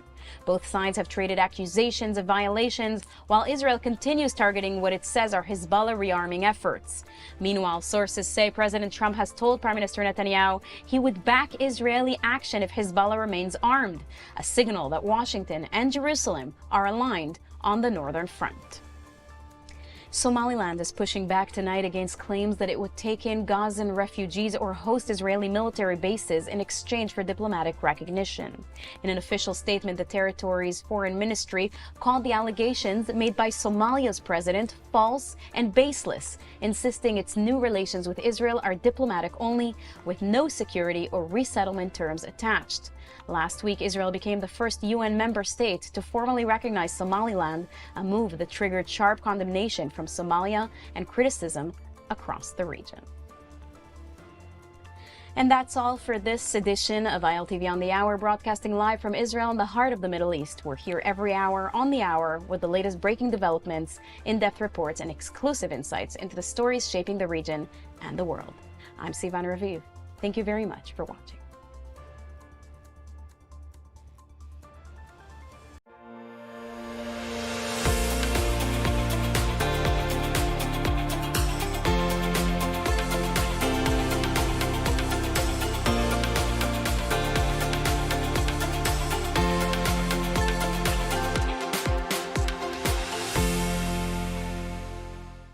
There was one gentleman that I worked with for a number of years, but he always, on a good year, he would take one of my suggestions. I had him put together a list of 3 women that he's dated in the past. And these were the criteria that I was looking for. 1, that he wasn't repulsed by her. 2, that he could see himself being a friend of hers. And the 3rd thing, that he actually respected her.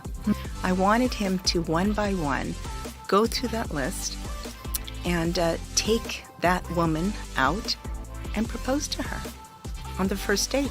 He did wind up marrying one of those 3.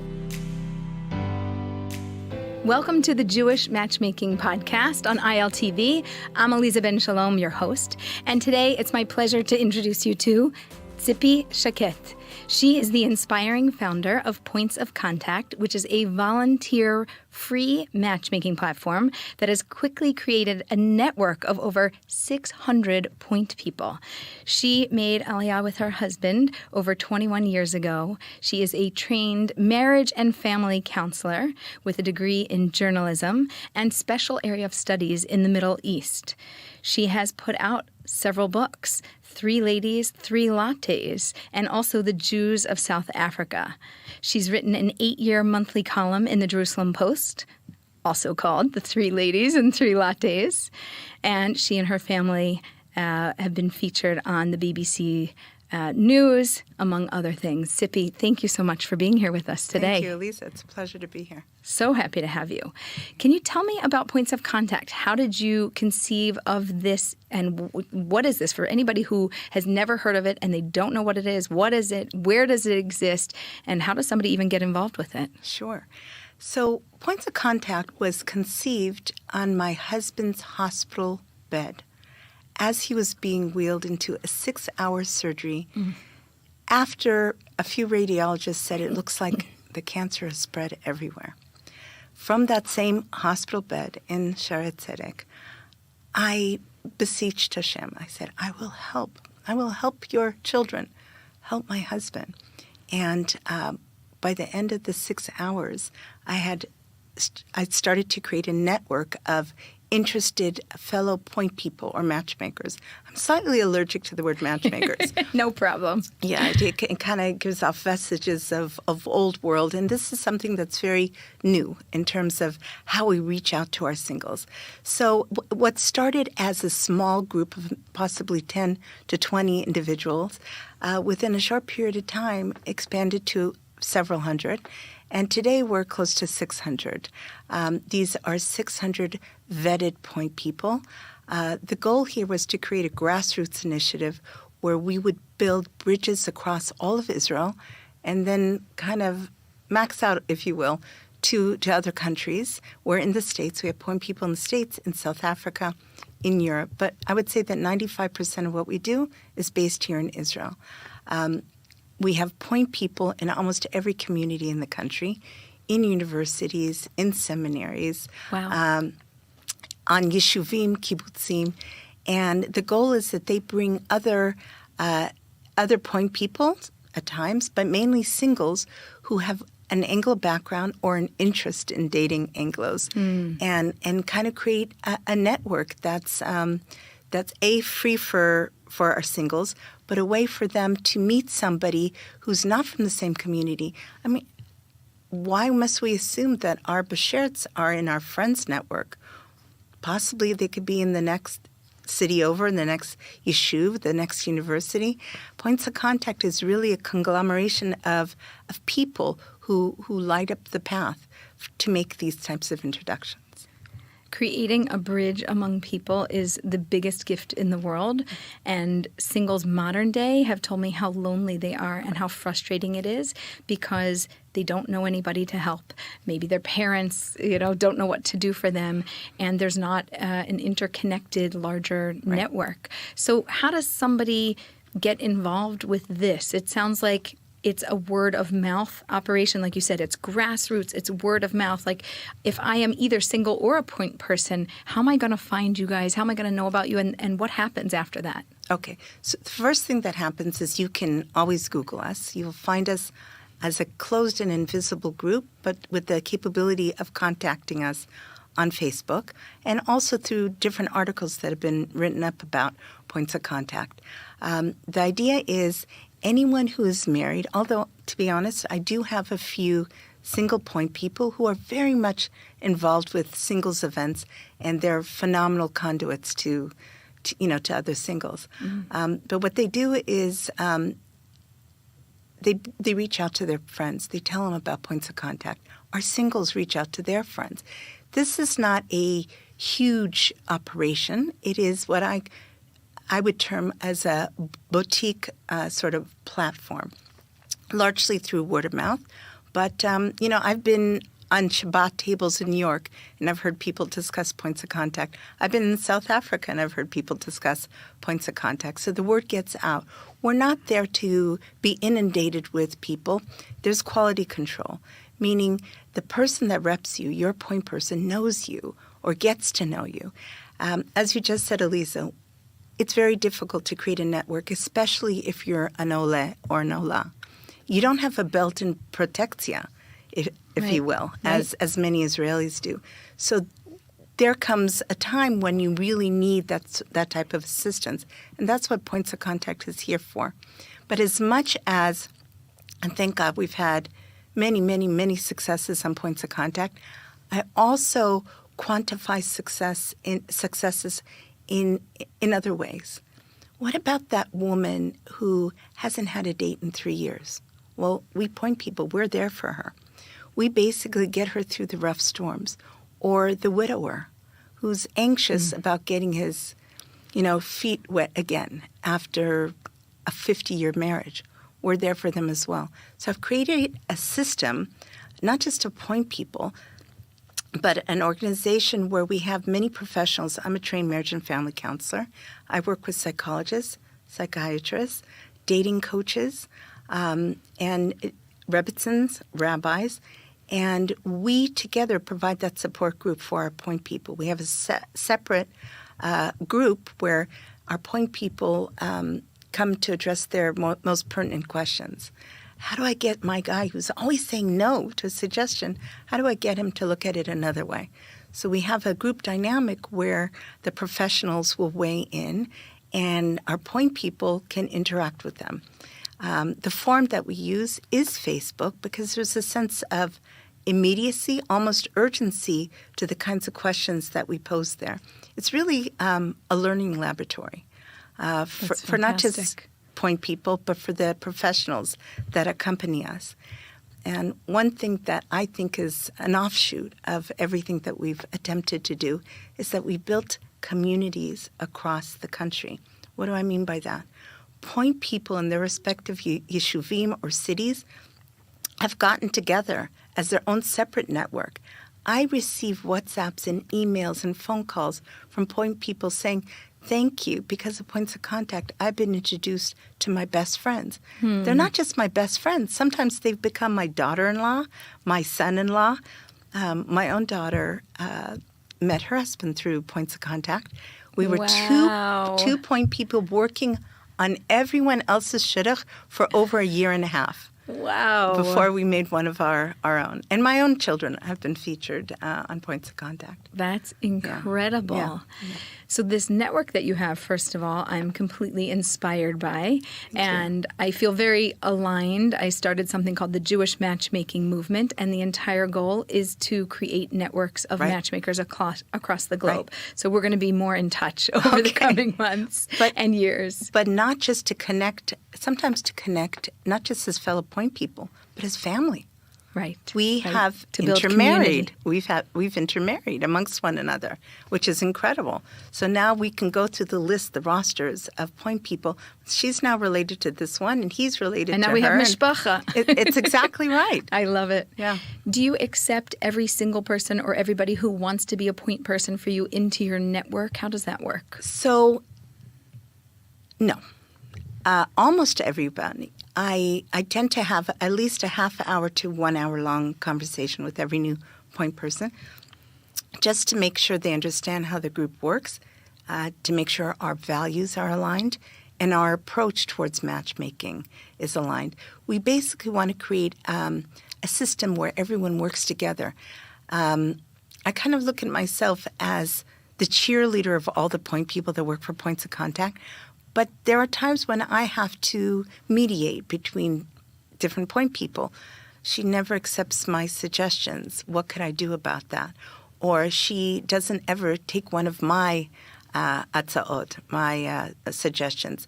Can you help facilitate? So at times I'm the facilitator amongst point people, and I'm also the facilitator between myself and my singles. But we have a really strong administrative team. I could not do this alone. We have over 10 members on the board. And, I have to do a shout out to Esther and David Hoffman, who've spearheaded the effort to make us an amutah.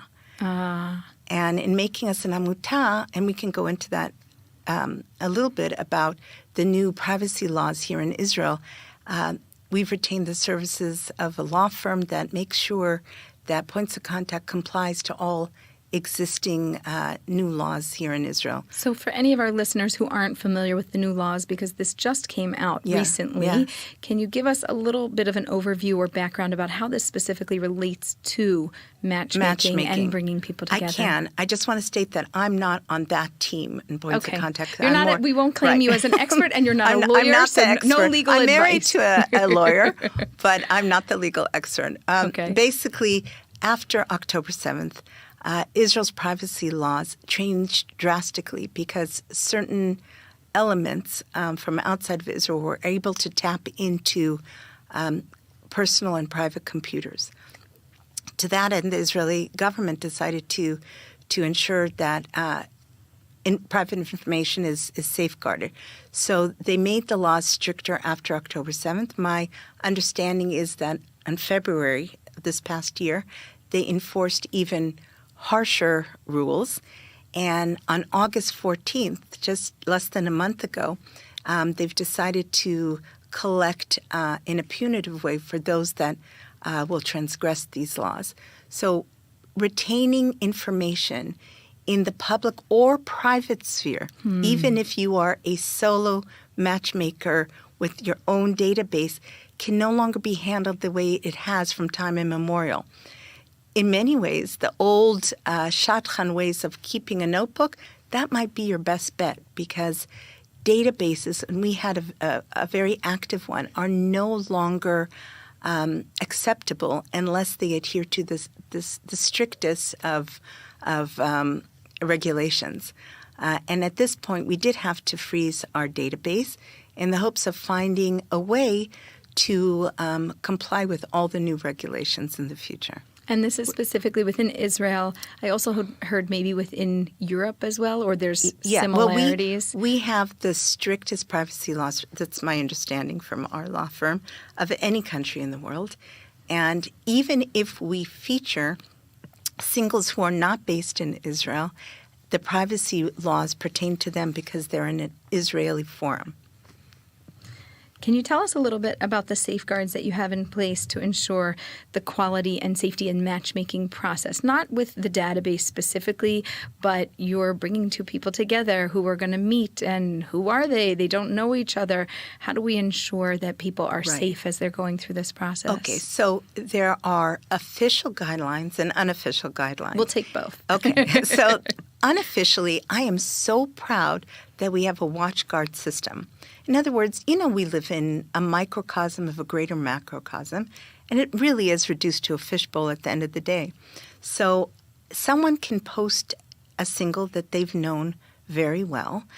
I'll give you an example. This happened not that long ago. Someone who worked very closely, and I'm going to just alter the details just a little bit for privacy's sake. Someone had worked with a single for over 5 years in a work-related capacity, knew the person very, very well. And after 5 years, only after 5 years, decided that he was going to post the single. Within a few hours, I received a few phone calls. Tzipi, that person that so-and-so posted in the group is actually wanted in America. There are problems. Whoa. So when I mean watchdogs, if there's something amiss with anyone that was posted, I'm going to hear about it in exactly 3.5 nanoseconds. And that's happened in the past, and I have to take action. Not because I know for a fact that that's true, but I also have to safeguard everyone else's interests. You only post someone that you feel that you know quite well, that you can vouch for, and it takes 2-point people to decide that an idea is a good one before anyone's private information is shared. And when it's shared, it's only shared with that point person's single. So very interesting. Yeah. So it's not one matchmaker making the decision. Never. I, alongside of you, we decide this is a good match, and therefore the match progresses. If I see your Ella and I think that Ella would be brilliant for my Joseph, I can't unilaterally take Ella's bio and send it to Joseph. No, I have to have a series of conversations with the other point person. The two of us might decide, to go forward or not. But here are some of the questions. Joe is looking to make sure that Ella is, Cohen friendly. Can you help out with that? Well, I can try. I don't always promise to get to, the answer that they need, but we will definitely go the distance, as opposed to groups where you swipe